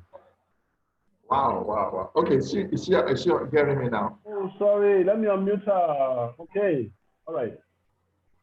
Okay, so I was not able to speak to you. Sorry about it. Sorry about it, yes. Yes, sir. What do you say about the policy, sir? Yeah, I said, did you hear my contribution? Yes, I did. About the IoT and the interventions with the agricultural programs. But maybe you missed the key part, which is the desertification in the northern region. Yes. And the attendant security challenges that the nation is facing right now. Yeah, I'm very happy to announce to all of us, and I think I will forward that policy to Programos and to this page. There is a policy we did with UNDP, if I remember, a few years ago, which is talking about ICT for electoral process and good No, I'm not governance. looking at electoral process. I'm looking at the agricultural and the afforestation needs in northern Nigeria. Of course, it's an African thing, but I'm looking at the Nigerian immediate environment. Looks, there is, hello, man. Dr. Azan. I'm listening to you, sir. Okay. I'm saying that in Nigeria today, we have a desertification challenge in the north. Yeah. That desertification challenge has already been identified as perhaps the most vital driver of the clashes between herdsmen trying to find greener pastures down south and farmers. Okay? Now, nobody can dispute the fact that this is a national challenge. And I'm saying that with the first presenter today, showing us that Internet of Things applicable for smart watering in the agricultural sector. Okay? Now, definitely we need such a thing for which we can now apply for tree planting. Okay? And I'm saying, but this takes policy. This takes you, someone like you, bringing that solution to the knowledge of the policymakers and saying, hey, not just implementing it on a small scale. Let's get this massively deployed. So, to solve this problem of desertification, which is driving people away from their homelands to areas where they are not welcomed, and which is creating national insecurity. So I am saying we have a policy challenge to say, how do we get the policymakers to say, okay, fine, we must afforestate or reforestate our arid regions, our deserted regions. Let us go back and enact policies that will immediately afforestate these things, now that we even have enabling technologies and supporting technologies. So, let me first of all say this to you. I can boldly tell you that the policy you are talking about is already in place. It is just for you. For instance, you are asking because you don't know, you are not aware of the policy. You see, that's the problem that we have Nigerian across board. You will even be surprised that the officials of that ministry are Greek, and some of us in the IT sector who have the solution for this problem you are talking about, we are not aware of what the policy says. So one of the very critical things I want to encourage everyone is, if I ask everybody in the house, do you have a copy of the Constitution of Nigeria? Many of us don't have it as a country, as a family, as an individual. And that is the same thing that goes with the policy. As I'm speaking with you, I mentioned one policy, you didn't hear me quite. There is another policy about that afforestation and deforestation that's put in place. Somebody's noise is coming from somewhere. Let's check and unmute them. So again, these policies are in place, but like you said, for us to implement the policy, there must be an advocacy, and that advocacy from top to bottom. That is why you and I need to be involved. That is why we must come together and understand that this thing is there. See, I'm telling you, we came across this program that is run from my organizations and is meant to go around the entire country. And it is part of the policy advocacy to sensitize the stakeholders, the key actors who are the government officials, about the policies and then how they need to deploy it to the use of the people in the state. Let me shock you, we host one of the programs on agricultural technology where we were able to bring together our stakeholders. Last year, we have not done for this year already. We are looking at October or November. But what does that one do? We annex these policies you are mentioning and let it be known to God. You will be shocked that even the director sitting on deforestation is not aware of what the policy says. They are the one that produce the policy. It is their ministry that put it together. But for us to implement it, that's why we as an NGO, we come to ensure that different action plan there is utilized and implemented. And that is why we need a collaborative work between the NGOs, between the government, between the financial sector. Because the truth of the matter is that when they are not aware of what the policy says, they can't budget for it. So the financial sector to come in and be able to be a part of that planning with all of us that are in the private technology solution. What the Agbo have explained to you, no people and no institutions that are deploying agricultural technology already. But the question now is that these agricultural farmers who needed to use it are under government at state levels, are under different nomenclature that we have given to them. we need to now go and meet with them. But for us to meet with them, the state government must be there in partnership. The state government must support us. The state government must be aware, and they must take it beyond this level. And one of the advocacies we are given to states is that you need to do your own local policy. The national policy, the challenge, like you said, of the northern area in agriculture is different from the challenge of the southern area. So we need to understand this and then come together as a body. That is what Programos is doing, or what Dr. Agutru Resolve is doing, for what my organization is doing. There must be a coalition. Because they have a vote, they can serve as extension students who should be interfacing with what is happening in the industry, and then taking the knowledge to the farmers and helping them even before they leave school. And that is why we need to come together, why this initiative is very good and robust, because it is high time we start involving the students. Before now, all of us just work alone, but we need to start involving students who are Greek extension workers, who are engineering workers, who are doing anything that has to do with livelihood of people, so that whatever solution, whatever policy we have, they should be aware. And I'm sure this forum after now will continue, where we can send policies to you in the tertiary institution and say this policy says this. It's expected that there's research in this area and this area that should be carried out. Can students come up with a thesis that will do that? That is what I learned when I went to do my PhD in the UK.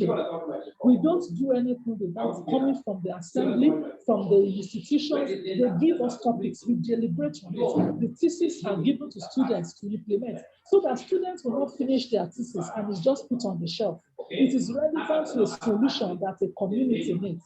This is what Flash should be doing. And I'm using this opportunity to talk to our lecturers. You must connect with the industry. You must understand what government policies are saying.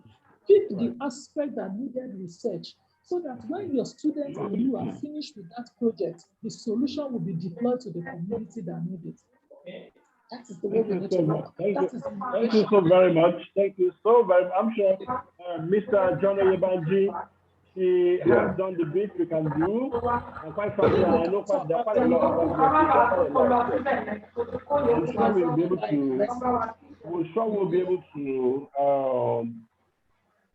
help with information much later on, so that we can have a much more robust, perhaps implementation, because that's about the only area I'm particularly interested in myself.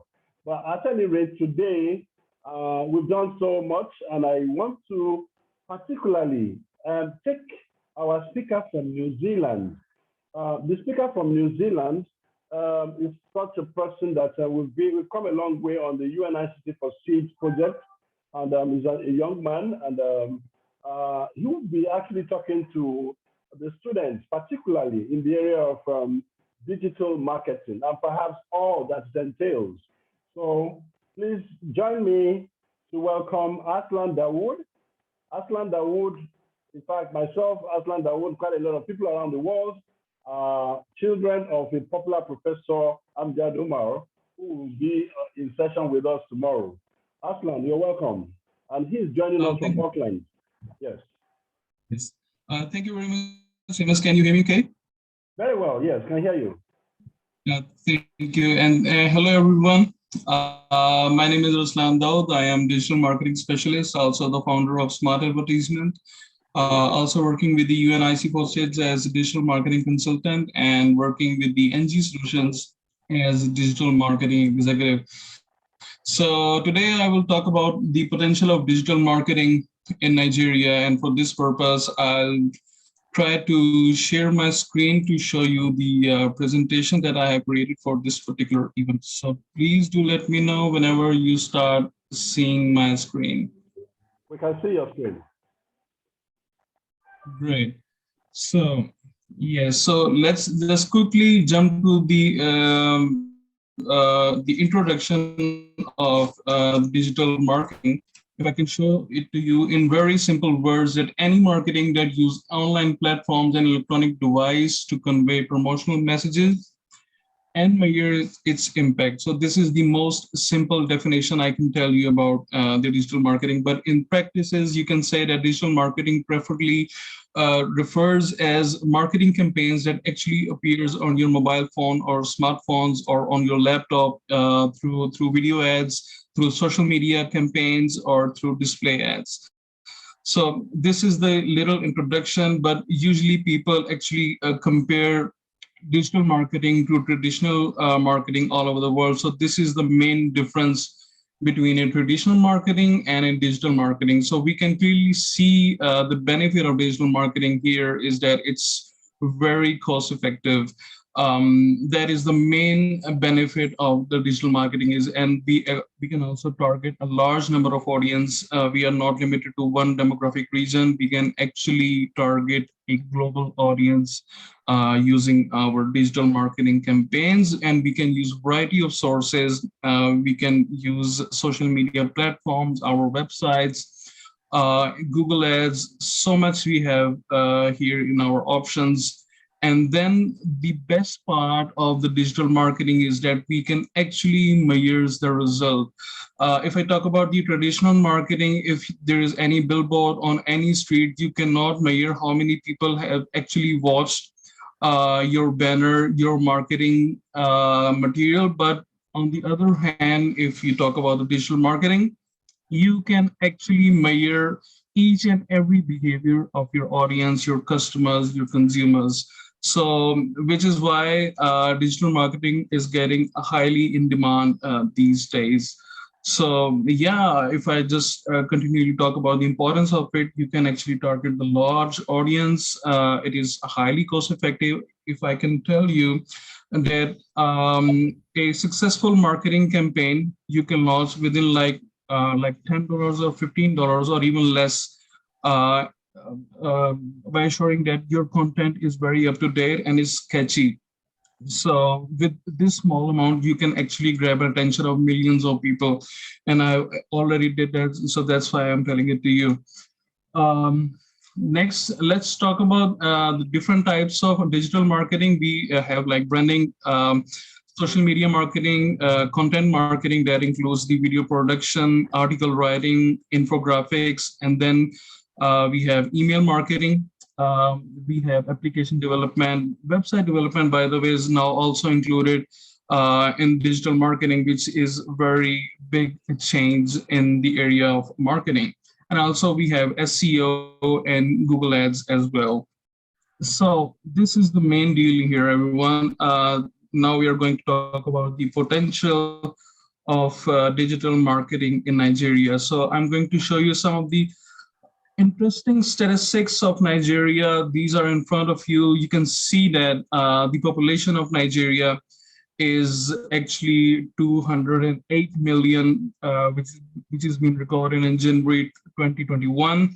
52% of the people are living in the urban areas and 47% of people are living in the rural areas. If we talk about the statistics in the internet usage, we can see 1 of 4 million internet users in Nigeria, which were being recorded in January 2021. Huge influx of internet users and 19 million users increases between 2020 to 2021. Now this is the huge number, and just imagine if we can actually target like 19 million people using digital marketing. I mean, this will actually explode your sales and actually explode your businesses. So I can tell you the potential is very much high over there. And if we talk about the social media users in Nigeria, 33 million users in Nigeria right now are actually using Facebook, Instagram, and many other social media platforms. And the usage is getting increasing every year. So we can see that 6 million people started to use social media from 2020 to 2021. So the numbers are very much high over there, and I can see a huge potential of digital marketing in the Nigeria region. So another thing I want to show it to you is the estimated adoption rate of digital skills across the Africa region. And if you can see here, the statistics of Nigeria, in the agricultural sector, the adoption rate for digital skills will increase to 25% to 30% in 2030. Now, so this will be a huge influx in the demand of digital skills. And if we talk about the services sector, the demand will increase to 50 to 55%. So the thing is that we quickly need to adopt digital skills. We need to learn digital skills. We need to learn digital marketing. We need to learn website development, Android development, SEO, and we have a lot of things to do right now, gentlemen. So that's the another forecasted figure in front of you, which you can see that by 2030, Nigeria will need like 45% more people, skilled people in the services sector and the agriculture sector. So these are a little bit statistics about Nigeria and the potential of digital marketing in Nigeria. But then the question is where a person can learn and increase their skills of digital marketing. So I have listed down the courses. These are the top digital marketing courses right in front of you. You can select one of them. I will request Amos to actually send this presentation to each and every one of the audience right there, so that they can go through the links and they can enroll themselves for the digital marketing course. So we have options like Coursera, we have Udemy. You can get the free certification, by the way, from Google EDX, and also free certification from HubSpot. By the way, the certification from HubSpot are very much in demand. They are not only providing certification for digital marketing, but also they are offering certifications in inbound marketing, social media management, and marketing automation, which is, by the way, very much in demand field in New Zealand, Australia, USA, everywhere. So these are the links from where you can learn all of these skills. And then once you have learned a digital marketing skills, you can apply for various jobs. You can work as digital marketing specialist like me. You can actually work as SEO manager, content marketing specialist, marketing coordinator, social media manager, PPC specialist, marketing automation, graphic designer, website developer, email marketing specialist. So you can actually see the potential of how many jobs you can get by learning this particular skill. And last but not least, this is the like my final slide, and this is the webinar takeaway. And I've just published my book, which is The Importance of Video Marketing in 2021 to 2022. Everyone is welcome to get a free access of this ebook from the website, which is www.thesmartadvertisement.com. So yes, this is all from my side. If you have any questions, please do let me know. I would be very happy to answer all of you. Thank you. Wow, very, very, very impactful there. Thank you so much, Aslan. Yeah, thanks so much, Aslan. I am blown, but then I'm used to this. Yes, you have seen the statistics from Nigeria, right? I mean, the internet users are growing rapidly. I know. I think this actually the content that Prof is already building up in the factory of entrepreneurship going forward. So we'll get back to those details. Please, if you have one or two questions or responses to Aslan Dawood's presentation, let's have your take.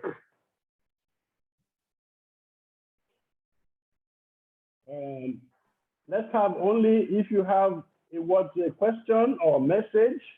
Let's have you raise up your hands. Okay, great. I have you there. You can unmute now. You can unmute and speak, Mr. Nathaniel Eru. I think that's even a special person. Nathaniel Eru is actually one of our state representatives from Benue State.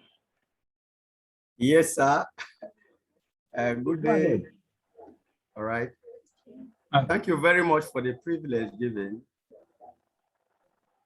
Are you Sorry, getting me? Mr. Nathaniel Eru.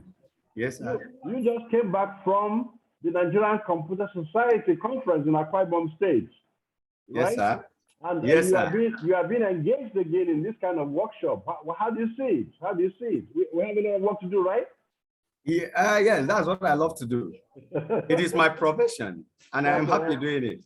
Go ahead, go ahead, sir. I want to thank you for organizing this program. Actually, I must confess I am impressed. When the very first day I listened to you, even though on phone, the problems you have identified with graduates and even undergraduates in Nigeria, and you are putting up this kind of program to tackle some of those challenges. I am highly impressed. And having been to that conference, the conference was all about innovation, creativity, innovative systems for digital economy. The current Nigerian's government agenda has a lot to do with innovation, especially has to do with digital economy. And that is why the minister, the Honorable Minister for Digital Economy was part of that conference, and he delivered a speech that touched everyone and has actually moved us into action in this direction. And that is the line you are towing. So I want to appreciate you. Then I am really bothered about something. Mine is a question. It's a question. And I wish we can have this program address this amongst young people. There are many persons amongst these undergraduates, amongst the young graduates that have good, beautiful innovations, creative ideas that could fetch them something or that could make them entrepreneurs, even help others. But they lack empowerment, support, either from individuals, from organizations, from government. They are frustrated because they do not have this support or the empowerment, financial funding to be able to implement what they've got. I've seen some undergraduates during their period of studies, they have engaged themselves in one training or the other to add up, to boost what they learn while they are in school. But because of the frustration they receive due to lack of funding in those projects, I have supervised a lot of persons in some projects that have ideas, and we try to push them to some level. We lack funds to implement them and all of that. So what can we do? This program is an international one. As far as I'm concerned, this project is an international one. Having you at that top, having you highly connected, and at this time, we cannot leverage on what we have alone. We have to partner with government to make them support us. So how are you strategizing? What is the policy? What do you have on ground to ensure that these persons can support us as we relate with young persons? As I relate with some of my people in Benue State to register for this project, they were asking questions, and a lot of questions coming, and they all tend to in this direction. So I want you to help us. Thank you. Thank you so very much. Thank you very much. Thank you, Mr. Aero. Let me say that for me, it's been a very difficult. It's been a very difficult job doing this, but you see, because what I've taken as a hobby, and if I've done this for 10 years and I'm happy doing it, it's just to let you know that I'm a very proud Nigerian, and I would not want to look at the Nigeria of a frustration. I quite regret the quality and the standards, and perhaps, let's say, the cultural settings of our leadership. And that is why you will see me have my gaps with them, with all due apologies. And that's why at the same time, I have come up with so much research that has made me to understand a typical politician, a typical leader. Because as an innovator, it rests on our shoulders to think the best way to help the leader. To me, what I'm doing is to see how in Benue State, all those young boys walking around can earn a living by what is in their head. and not by what anybody is driving a car and throwing cash on the road for them to pick. You understand what I'm saying? Because I have never written a letter for a job appointment in my life. I've challenged myself all along in my life. I'm so happy to have a classmate of mine here. We've been like 30 years back there. And it's been the same old story. So I now wonder what will happen to that young man who is still in school now when our days were even tough. But then way back in those days, we had something we call, at least I enjoyed 1 year or 2 years of meal subsidy. The meal subsidy then at the time, in the morning you have like a ticket that you can go for your breakfast. In the afternoon, you can go for your lunch, and of course, one for your dinner. But this also depended on whether your parents were rich. To pay 45 naira for monthly feeding, 45 naira, because if you calculate the days in the month, the ticket for you to eat was just about 45 naira. But I'm saying that some parents were about the only ones that were rich to give their children 45 naira to eat for a month. So you have things like 101, 011, or 001, or in some days you say none at all, and your colleague will help you. But then we are at a point whereby you have to go through this stage because it has never been rosy. It was also very tough at our times because way back it wasn't rosy. But then a student who is in school today needs to actually understand that it does not matter what course you are reading. It does not matter. You have to pay attention to the lecture notes that you yourself go to class and copy. Sometimes you were not there. You even spend money to photocopy. Then only for you to now say, oh, I've taken these notes only for the purpose of an examination.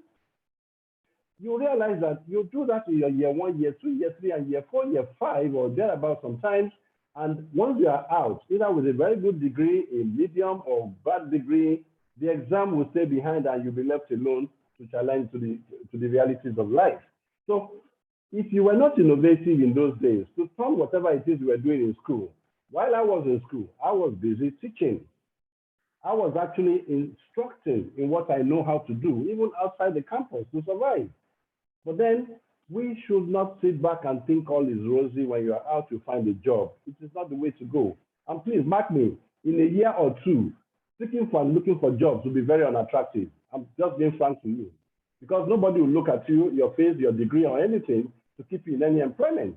Because to me, the two words job and service, they mean two separate things. Job is when I want to keep you for 30 days and pay you some money, and I don't care what you have done in return. So that means that I'm actually not exchanging the value, the reward for a value that you have offered. But service, you must actually give a value to earn a reward. So, and the world is tending that way. So in this kind of workshop, we are just trying to see how we can expose ourselves to this kind of mindset. And I'm not just doing this. I have to get players that have been rated from across the world to speak with us. So if we take it seriously, and so be it, because we plan for tomorrow. So it's not really about me or one government to do magic. I don't expect the government to do magic. Listen, in your economy, you need, and your economy can either be wealthy or unwealthy. Wealthy in the sense that it's sane. Sane people lead sane leadership. And such sane leadership and economy are the people that can give empowerment. You can't give people wrong empowerment. You can't empower people wrongly. Let the people discover themselves and let the people do what they need to do. We are currently dreaming a digital economy. Nigeria will never purchase a digital economy. To take you and I, our children, our grandchildren, to offer our environment a digital economy. And that's exactly what I mean by innovation based. So I thank you so very much for that intervention. In the house, after taking the Ashland Dawood's paper, I think I have one other presenter, such a young man. I can't say how many things I've known him do. He was so small way back, and I would expect such a young man can do such some of the feats I find him. And in the person of Mr. Adegoke Omotola. Mr. Adegoke Omotola, are you in the house?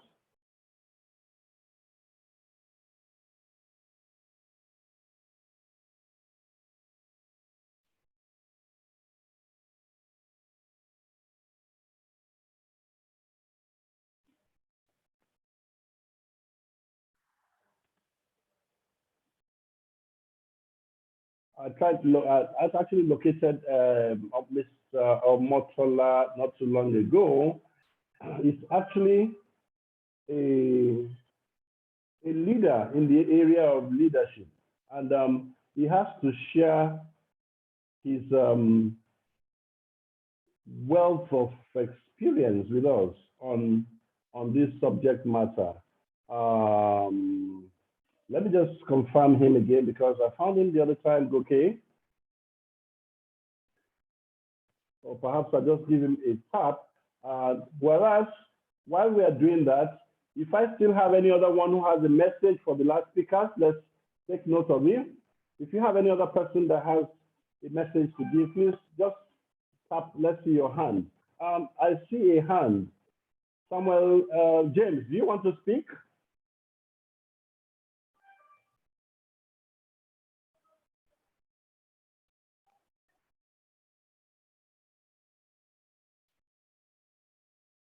Samuel James, you can speak if you have a message.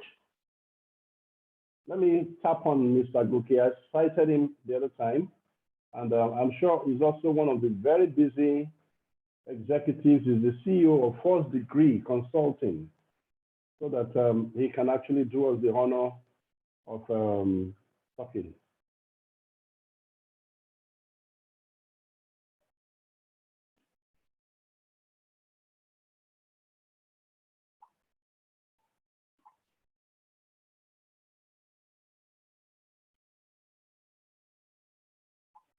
Right. Hello.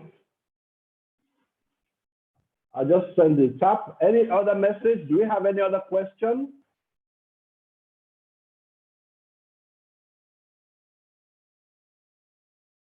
Okay. So we hope to have Mr. Goke Omotola back in the house.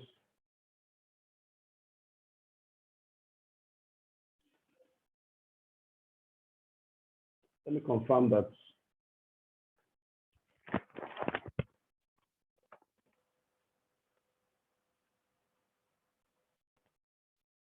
Sorry, Jerry, are you in the house? Okay, no, what are you in the meeting? I mean, I saw you briefly. Oh, great. Joe, please, just do us the favor to just drop it now so that we can wrap up. Yes. No problem. All right then. Thanks.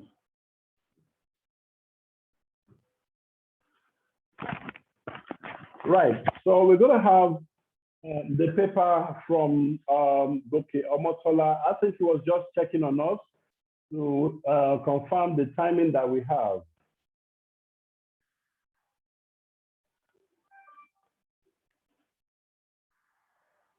So very soon, we should have him join in. Right, and I was asking, does anybody have any question? Anybody have any question for any of the presenters?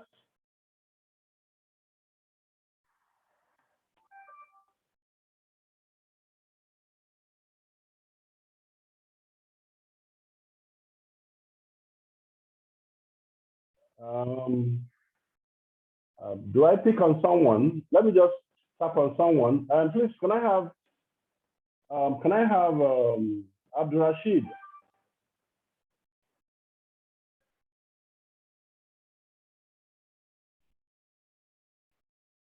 Hello, Mr. Abdul Rashid.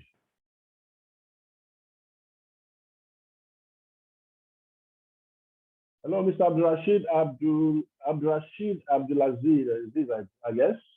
Abdulhamid or so. Okay, no, that's a separate person. But I'm trying to get somebody's impression. Let me just get the student's impression. A student's impression. Can somebody speak? I'm trying to get Abdul Rashid to share his thoughts before we take our next speaker. Or any other students? Yassir Suko? Yassir Suko, what school? What name? What year?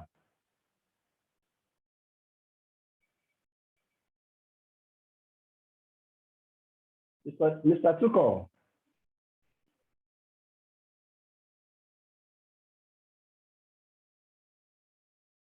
Hello? Yeah, Mr. Tuko. Please, may we meet you? What's your name? What's your school? What year? What's your course of study? My name is Yasik Tukur from Yes, Federal University, Zamfara State. Zamfara State. Okay, excellent. Yeah. What's your study and what is your opinion about this program so far? Hey, I'm studying BSc Microbiology. Okay. Yeah, I enjoy the program and I learned a lot how I will develop myself, because like we're already like in this country now, like you don't have guarantee like if you finish your studies you will get job. There's no guarantee for that. But when you are going to, you stand by yourself, like on your feet by starting a business, how you will start that business, what are you going to achieve? Like if I invest my money in such type of business after my studies, what am I going to get after? And a lot of things. Right.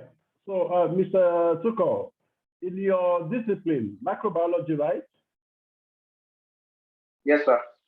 Now, in microbiology, have you found out people who have done that course and been very successful, and perhaps what have they done to impact the society? Have you actually imagined to study the lives of one or two other people who have done microbiology beyond your school notes? Some people went through it in the past and they've been able to do something to impact their immediate society, whether they are Nigerians, whether they are Indians, whether they are Europeans or whatever. Have you actually gone through such self-reappraisal of what people have done with microbiology ever? Yeah, I know almost 45 people that study the course and how they impact their knowledge on the society. Like the main course is we used to study microorganisms that cannot be seen with our own naked eyes. And all diseases in this world, they are either from bacteria, viruses, or fungi. And there's nobody on earth that can see it with his own naked eyes. That's right. So through our course of study, we'll investigate on such type of virus or bacteria. You see, if you study that course, you'll be able to detect the type of diseases, or like now, coronavirus is outbreak. Its medical lab scientists and microbiologists are always working on the lab to know what caused this virus, from where it started, and how they are going to cure it. Great. So I think on one hand, you seem to be somebody who loves microbiology then, is that right?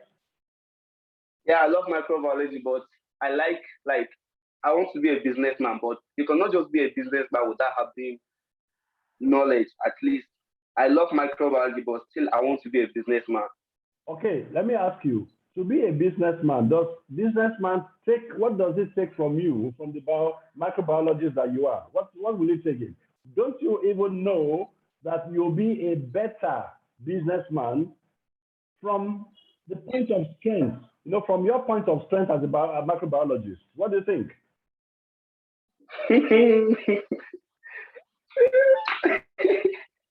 Okay, all right. Thank you very much. Thank you for sharing that with me. I've actually spoken with quite a lot of you. I'm particularly happy that you were able to go this far. Thank you.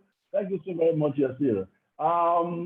I think right now I have my guest coming. His name is Mr. Goke Omotola, and we will have him share his wealth of knowledge on youth leadership, not just youth leadership, leadership in many aspects of life. He's an author, and of course, he's a multi-time award winner in this regard. And of course, I'm sure I've made certain references to a lot of people to contact him anytime they have any problem. So please join me to welcome Mr. Degoke Omotola. I call him Aburo. Hello, everyone. It's good to be here. I want to appreciate Mr. Amos for giving me this platform to share knowledge, and it's such a privilege. I'm speaking from Lagos, Nigeria. I might not be able to share my slide because you'll get the slides after the session. Excellent. Yes. So I want to speak on youth leadership. I'm a member of the John Maxwell team.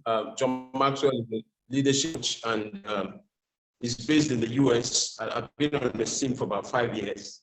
And basically, John will tell you that, leadership is influence, nothing more, nothing less. Everything rises and falls on leadership. In Nigeria today, whatever we're seeing is as a result of the leadership that we have in place. And so no one would rise beyond his leadership ability, and leadership is influence, nothing more, nothing less. So, so how are you leading? For youth, it's very important to realize that leadership, you can lead from anywhere you are. Some people say, oh, they're not going to give us power, but it's instructive because you can also rise, wherever you are, just leading one person at a time. All right. So who are you influencing at the moment? Who are you influencing? For me, I think that this is a time to add value. I want to salute Mr. Amos and his team, Innovation Better, for what they're doing even at a time like this. It's also about leadership, because if they don't have competence, they won't be able to bring us together from all over the world. And so activity does not necessarily equal accomplishment. It's not about running around. It's about you bringing consistent results, even as a youth. So you might have failed, like myself, I failed for several years, by primary school, secondary school, even university. I finished with a third class. But eventually, I realized that that journey, there could be a turnaround. So I opened myself up to more training. I opened up myself to mentorship. And here we are today. Thankfully, I can speak to people all over the world. I have a Leadership Talk podcast, Leadership Talk with Adegoke. It's on Apple, it's on Spotify. People listen to us all over the world. So as a youth, you can raise the bar. You can start, to make that change. So the best leaders are listeners. You have to be able to listen with your ears, listen with your eyes. As a youth, sometimes, we find ourselves in a situation where we believe we know so much, but it's not a time to close your ears. A deaf ear is a symptom of a closed mind. Your mind has to be open to so many things in terms of mentorship, and also in terms of fresh ideas. And that's where I want to talk about character. Character matters. All over the world, we see moral failure. People in leadership, the rise to leadership. It's not just for you to get there, but to stay, as a leader and remain relevant and remain, without character flaw. That's where the challenge is. Anyone can become a leader, but are you going to, be able to keep your head above the waters? So when you're character driven, which is value, what are those values that you stand for? What are those things that you achieve, you espouse rather? There's a saying that inside victory precedes outside victory. You can't give what you don't have. As a youth, if they say, okay, come and become a governor of the state, do you have the capacity? Do you have the emotional intelligence? Do you have the resilience? Do you have an understanding of dynamics? Also, are you a teachable person? Are you humble? Do you have a mindset of learning? Can you learn even from your subordinates? Are you willing to serve? A lot of youths just want to rise to the top, but you must serve. If I see a youth that is not willing to serve, then you see a youth that cannot lead. Because for you to lead, you must be able to serve. All right. Now, the area that I also want to talk about, going consistently. If you look at yourself, do you have a 5-year growth plan? If I ask you how many of us on this platform have a 5-year growth plan, put in the chat box, yes or no. Because you must be able to see the big picture. You don't arrive, and just become great overnight. You must have a path that you want to follow, and start small. There's an international school that I'm on their select committee. It's a global, and one of the things that we ask applicants is we want to ask them what their hobbies are, what they have been doing in primary school, what skills they have been acquiring, how have they been impacting the community. We are more interested in those things than even the PSC or qualification that they have. So this is the time for you to begin to do what is called social responsibility. Add value, touch lives, and you can start small. Be patient. And also appreciate that this is a process. You don't just become a leader overnight. Even in developed economies, developed systems, you find that in such systems, they already have a path. When a child is 5 years old, when a child is 10, when a child is 15, and all these things are put in place, which enables that child to have that growth path. So it's not about leading alone, but it's about growing consistently. And one of the ways to gain leadership, for me, really, is to solve problems. How many problems are you solving? If I ask you now on this platform, who has solved any major problem in the past 1 month? So problems are inevitable. Problems are part of life, and the more problems you solve, the more successful you become as a leader. People will gravitate towards you. They want to follow you, and yeah. Then the area I also want to speak on is self-discipline. Once you put yourself up for leadership, you must be ready to discipline yourself. If you cannot able to discipline yourself, you're not classed as a leader. Your number one responsibility is to be responsible for yourself. Be responsible for yourself. If you can't lead yourself, you can't lead others. That's what is called self-leadership. Self-leadership is so important that you can't, and people see it. If they realize that, look, if you are not competent, people will see it, and if you are competent, people will see it. So leaders cannot lead farther than their first travel. So you must have traveled that journey in terms of having a vision, in terms of being disciplined, in terms of having mentorship. These things are very, very important. I paid my own price, early in my days. I thought I knew everything. I thought I didn't need any help from anybody, and I paid a great deal. But thankfully, I've been able to the glory of God, I've been able to recalibrate myself. And so good character, like I said, character is so important.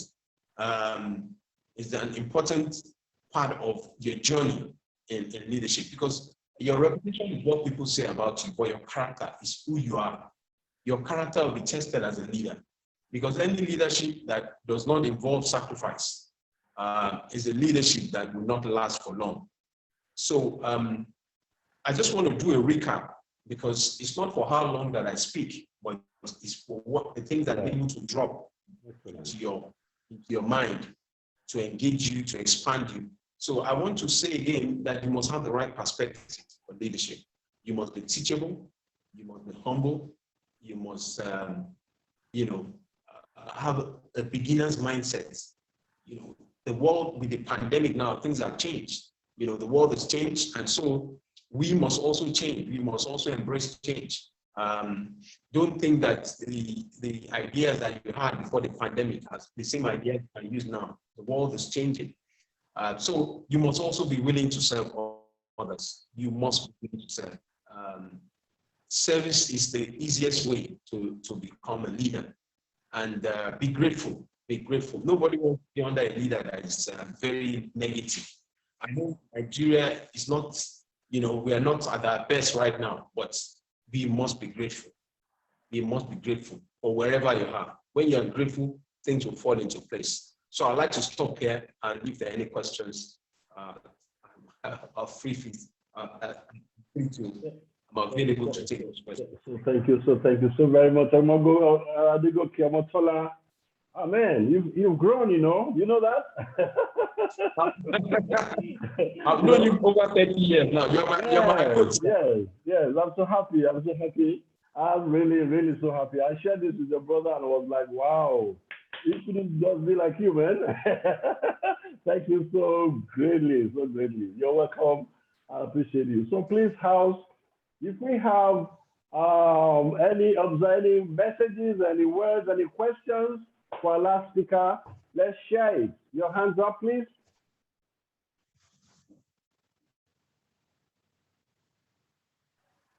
Any message for the last speaker? Let's share it. Okay. I believe we have some housemates. Do we have some housemates in the house? Please, if you are a housemate, Innovation Bed housemate, can you raise up your hand?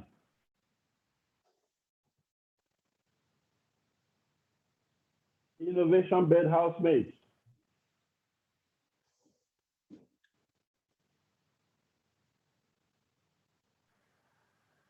Okay.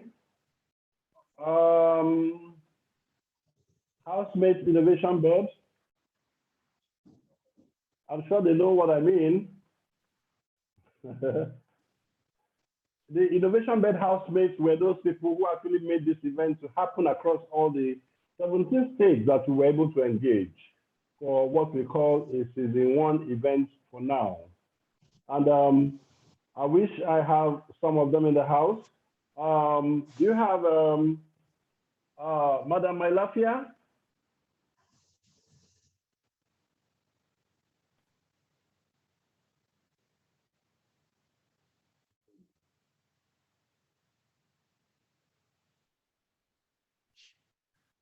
Hello, Madam. I'm making you a co-host.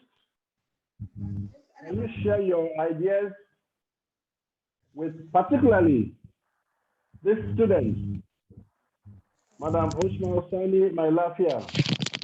She was the head of house before the new head of house. Madam, can you share a word or two with the students? We will have to wrap this up very soon, as I have there are 2 speakers that are pleading to move to tomorrow, and then one of them from Kenya is actually on a journey and has not been back, but then he's pleading for his time tomorrow. And also our dear Ozegbo Ogechukwu may also be looking for a slot for tomorrow. That means tomorrow is going to be a tighter day. So we here welcome Madam Mailafia. And she was the head of house before the current head of house. Yes. Good afternoon, everyone. Students, good afternoon. Let me introduce myself again. I am Asma Osani Mailafia, as you all know, and I am so proud of Mr. Amos. He did a very wonderful presentation. You can see happiness all over his face. He has been laughing throughout the program because he's overwhelmed. So what I want us to do, what I want the students to do is to make use of what they have learned from this program. Jot down whatever the speakers are saying and understand what they are trying to put into our heads, so that by the time you are done with your studies, you'll be able to put yourself in order. You won't go into the so-called labor market, but labor market is real. Labor market is real. If you did not strive for yourself, You wait for government jobs. You know, so many people have graduated before you and they are there without work. So what you'll do for yourself is get a particular project that you will be an expert on and emphasize on it and be so good so that anytime you are graduating, people will be looking for you like money. So I wish us all the best. And I want to particularly thank our own very SSA on ICT who represented our own governor. I'm so proud of them. The speakers, they were so impressive. Each and every speaker spoke so well. And it's so understanding, we understood everything. Thank you very much, Mr. Amos. Thank you, Cynthia. Thank you, Mr. Agu. Thank you, everyone. Yes. Thank you for your time. And students, please, you tell others to join us tomorrow because the number today is too small compared to the number of registered ones. Yeah. Please, let them join us tomorrow. Explain to them. Yeah. Yes, explain to them. Tell them we have speakers all over so that they will be able to use this as a guide for themselves, please. Yeah. And I believe with time we'll organize a program here in Zamfara State and we will invite those that participated. We will shed more light. That's right. So I wish us all the best.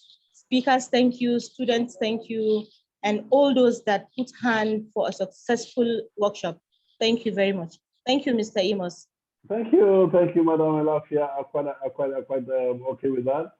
Perhaps Yes. because, like I've just mentioned, that the other speakers are going for tomorrow. I'm sorry. Let me just mention that we actually wrote the ICPC for them to give us a personnel to share their integrity and ethics policy with the undergraduates. I guess the timing was too short, but we actually did the communication. But in case they still come back to us, I'm sure they might still have a slot for tomorrow. As at the time we did this, that was just yesterday, that we got all the contacts, we've been able to communicate, and I'm not surprised that they're actually very, very eager to share the integrity and ethics policy messages to undergraduates, because this is actually a very important component of even the kind of undergraduates and youth that we build today. So I thank everyone too, but before we actually can say we want to give it a close, I want to know who else in the house has a word to offer for today. Now, oh, sorry, of course, I can't even take the program off the air until I get back to my company secretary. Otherwise, she might sack me. Let me give the company secretary a time to share one or two words. Mrs. Ochu. Hi, everyone. Once again, thank you so much for being part of this webinar. It's fascinating and it's encouraging, let me say, because we have learned a lot that we can utilize in our different careers. Just a quick one about Mr. Nathaniel Erin. He spoke about Nigerian youths being filled with ideas, innovative ideas, but do not have the financial means to execute what they have. So I want to just talk a little about that. We all know the situation in Nigeria, and you can't rely on the government for financial support for most of the things that you want to do. This is a reality that we all know already. So now we're trying to, the purpose of this event is to see how we can empower ourselves without involving the governments, without involving the leaders. Let's put them aside and say, what can I do for myself? And that's what Mr. Amos is trying to bring to the fore. So the last speaker spoke about digital marketing, and I think it's an aspect that we should look into and we should explore. When he spoke about digital marketing, he spoke of various jobs that you can get from digital marketing. He spoke about the social media aspect, the email marketing, brand marketing, and different other opportunities like that. So how do you empower yourself in this regard? He gave us links of sites that you can actually go and access information and training for free. He mentioned Coursera, he mentioned Udemy and other platforms. So as an individual, what do? You go on this site, you register for these courses, you learn them for free. After learning them for free, then you pick up a specialty or an aspect that you want to develop yourself in. From there, you get jobs in and out of Nigeria. You don't have to go anywhere. Now with digital marketing or with internet, let me say, you have opportunity to expand and to explore the world. You see people calling you all over the world to say, can you do this for us? Can you do this for us? And at the end of the day, you get paid for the job without leaving the comfort of wherever you are. That's enough employment for you, even without the government assisting you. So I want us to take opportunity or take advantage of this kind of platform and see how we can empower ourselves as an individual. Thank you very much for being part of this event once again. Yeah, thank you. Bye-bye. Thank you, Mrs. Ochu. It's like Mr. Eru still has his hand up. Mr. Eru, you still have your hand up? Okay, let me take Usman Bashir. Usman Bashir.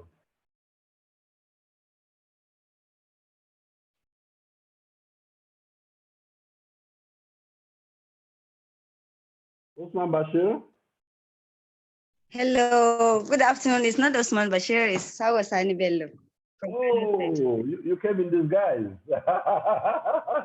That is the innovation bed superstar for Kano. You're welcome, madam. Okay.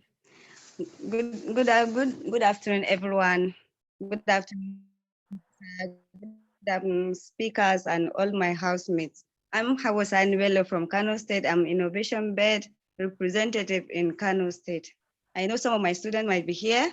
I want to elaborate and explain more about what innovation bed is all about. This campus innovation is about you students. Mr. Amos is the president of Innovation Bed Campus.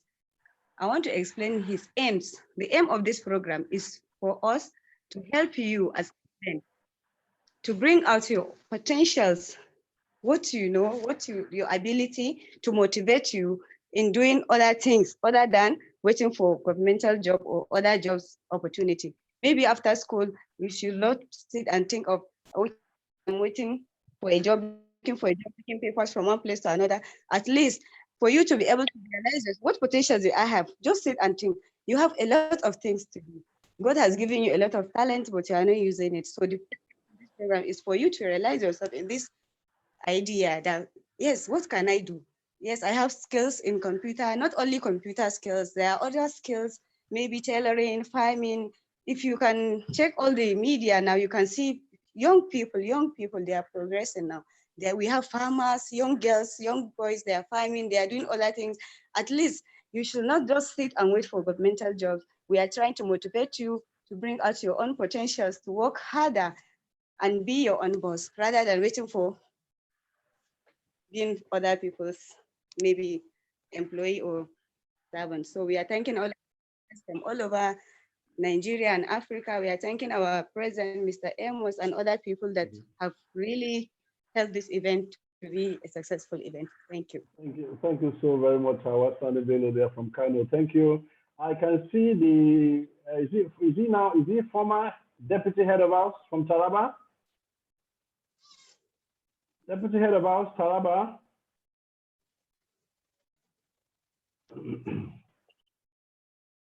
Deputy head of house, Taraba. Please unmute yourself. Deputy head of house. Yes, everyone. Let's have your word. Let's have your word so we can take 2 more hands. Yes, I'm trying to look for background where there is not noise. Okay. Okay. Okay. Let me move on to the head of house. Current. We have in the house the current head of house. Aliu from Bauchi.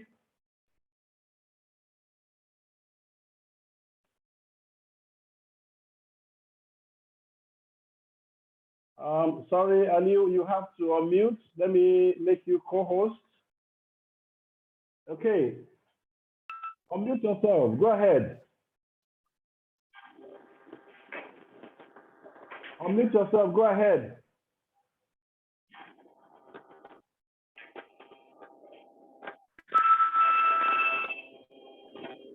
We can't hear you, right? Can we hear Anu? Good afternoon, sir. Please, go ahead. Deputy Head of House. Do we say Your Excellency? Oh, no, it's Head of House, please. Yes, I am not in the meeting for the last 30 minutes, sir. So Sorry you about call it. me. Just give us your last words. We are close. We're trying to wrap up today. And please, inform everybody. Professor Amjad's session is tomorrow. And your impression about Nigeria is what they're going to talk about, you guys. So you guys need to sit up. All right. Please go ahead. Okay, sir. We are working with this organization for the last I think 11 months or 12 months, sir. This is 1 year. So we have gained many opportunity, and I say an empowerment. We will empower from the organization, sir. We get many donors from that is Mrs. Daniela from Singapore, which is now currently in Germany. Yeah, she's joining us tomorrow. Daniela is joining us tomorrow. Yes, sir. So my piece of advice to the participants is should be patient, as we live in the digital situation, the world, sir. Anything computer is relevant to the world. Thank you. Our dear Mr. Ali from Bauchi there. Okay, I have hands up. Let me take, I think this hand has been up a long time. Usman Abubakar Rabiu.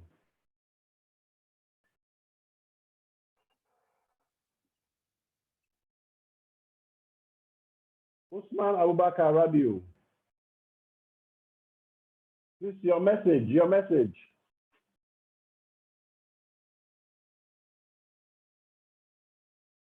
Usman Abubakar Rabiu, your message.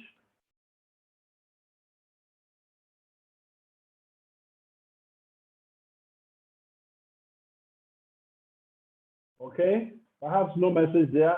Amakwe Christian, right?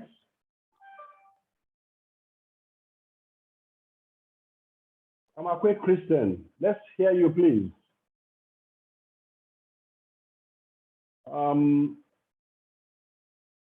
There is actually someone, a solicitor that was supposed to join us, but I'm sure he spent some more time in the courts. He's just left court and is just arriving to join us. It's unfortunate, but then Mr. Kwange, are you in, sir? Mr. Kwange, are you in, sir? Okay, I'm sure any moment, but for the people having their hands on, any difficulty? Let's see your faces, please. We just want to express ourselves as we round up.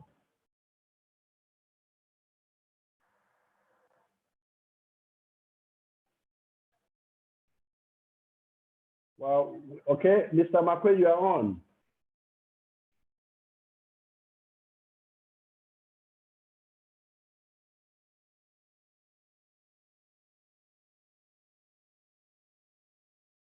But we can't hear you.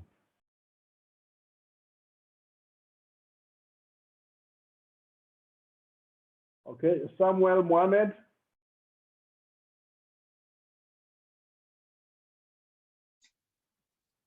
Shamsu Mohammed. Yeah, is that Shamsu Mohammed? Hello. Please Yes, ahead, it's Shamsu Muhammad. Please go ahead. Yes, okay. That is Shamsu Muhammad from South Zamfara State. I'm a current student from Abdul Gusau Polytechnic Talata Mafara. I'm studying HND Mass Communication. I'm HND1. I'm very excited to hear from our guests from different countries. And I want to encourage my fellow students to take the advice that we get from the following guests of honor, to take advantage of learning entrepreneur. I think even our Zamfara state government is working hardly to see that the entrepreneurship program is compulsory for every student. so that when you graduate, you will not liable government, because now if we can see from both federal and state government, there's no job vacancy, as our president said in an interview. So I want to give my advice to fellow students that are undergraduates to learn a business that they can take care of their self when we finish our studies. So that is what my advice. And the second advice is that we need more sensitization, because many of our fellow students in Zamfara State, they have not aware of this. We need awareness. So I want to give advice to the SSA, to the governor on ICT, to maybe make awareness, maybe through our FM stations and Zamfara State radio houses, to make awareness for the fellow students so that they can join. Yesterday that I joined this meeting, I hope to see a lot of students, like over 1,000 students.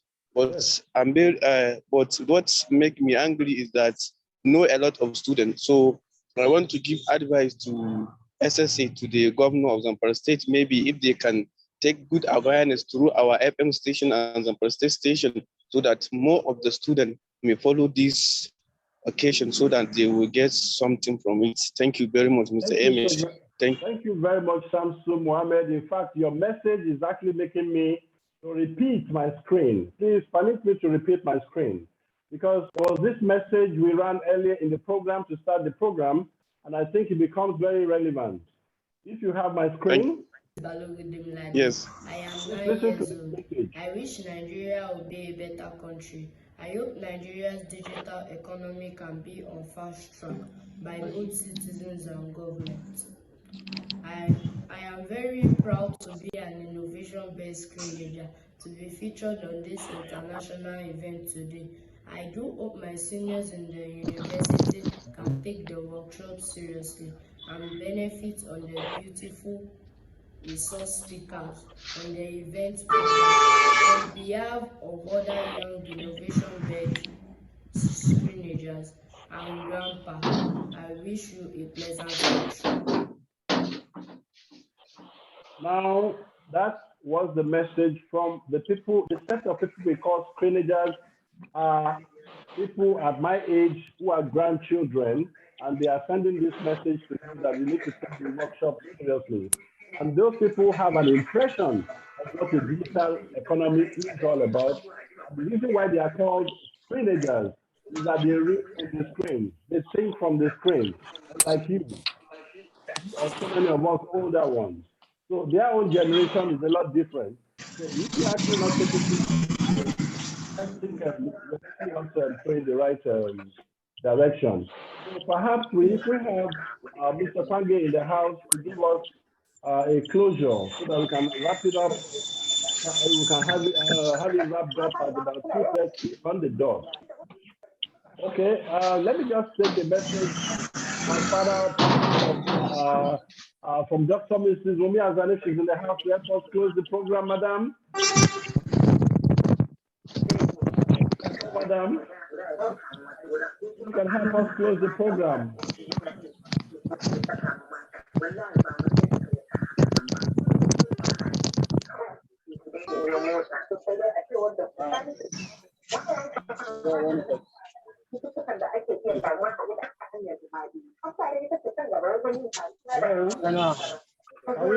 Can we close the program?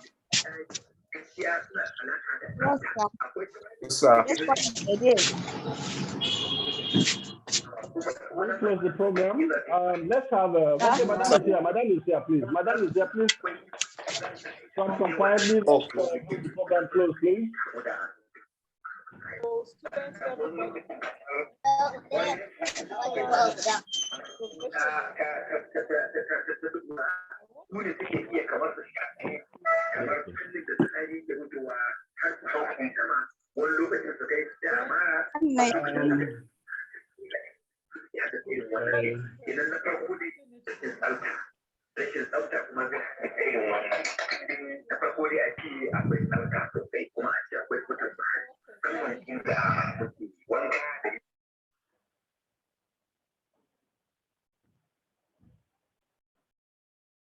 Okay, good. So thank you. I'm back again. So I want to encourage our students that the sky is your beginning, it's not your limit. You just need to be intentional. You need to plan for yourself.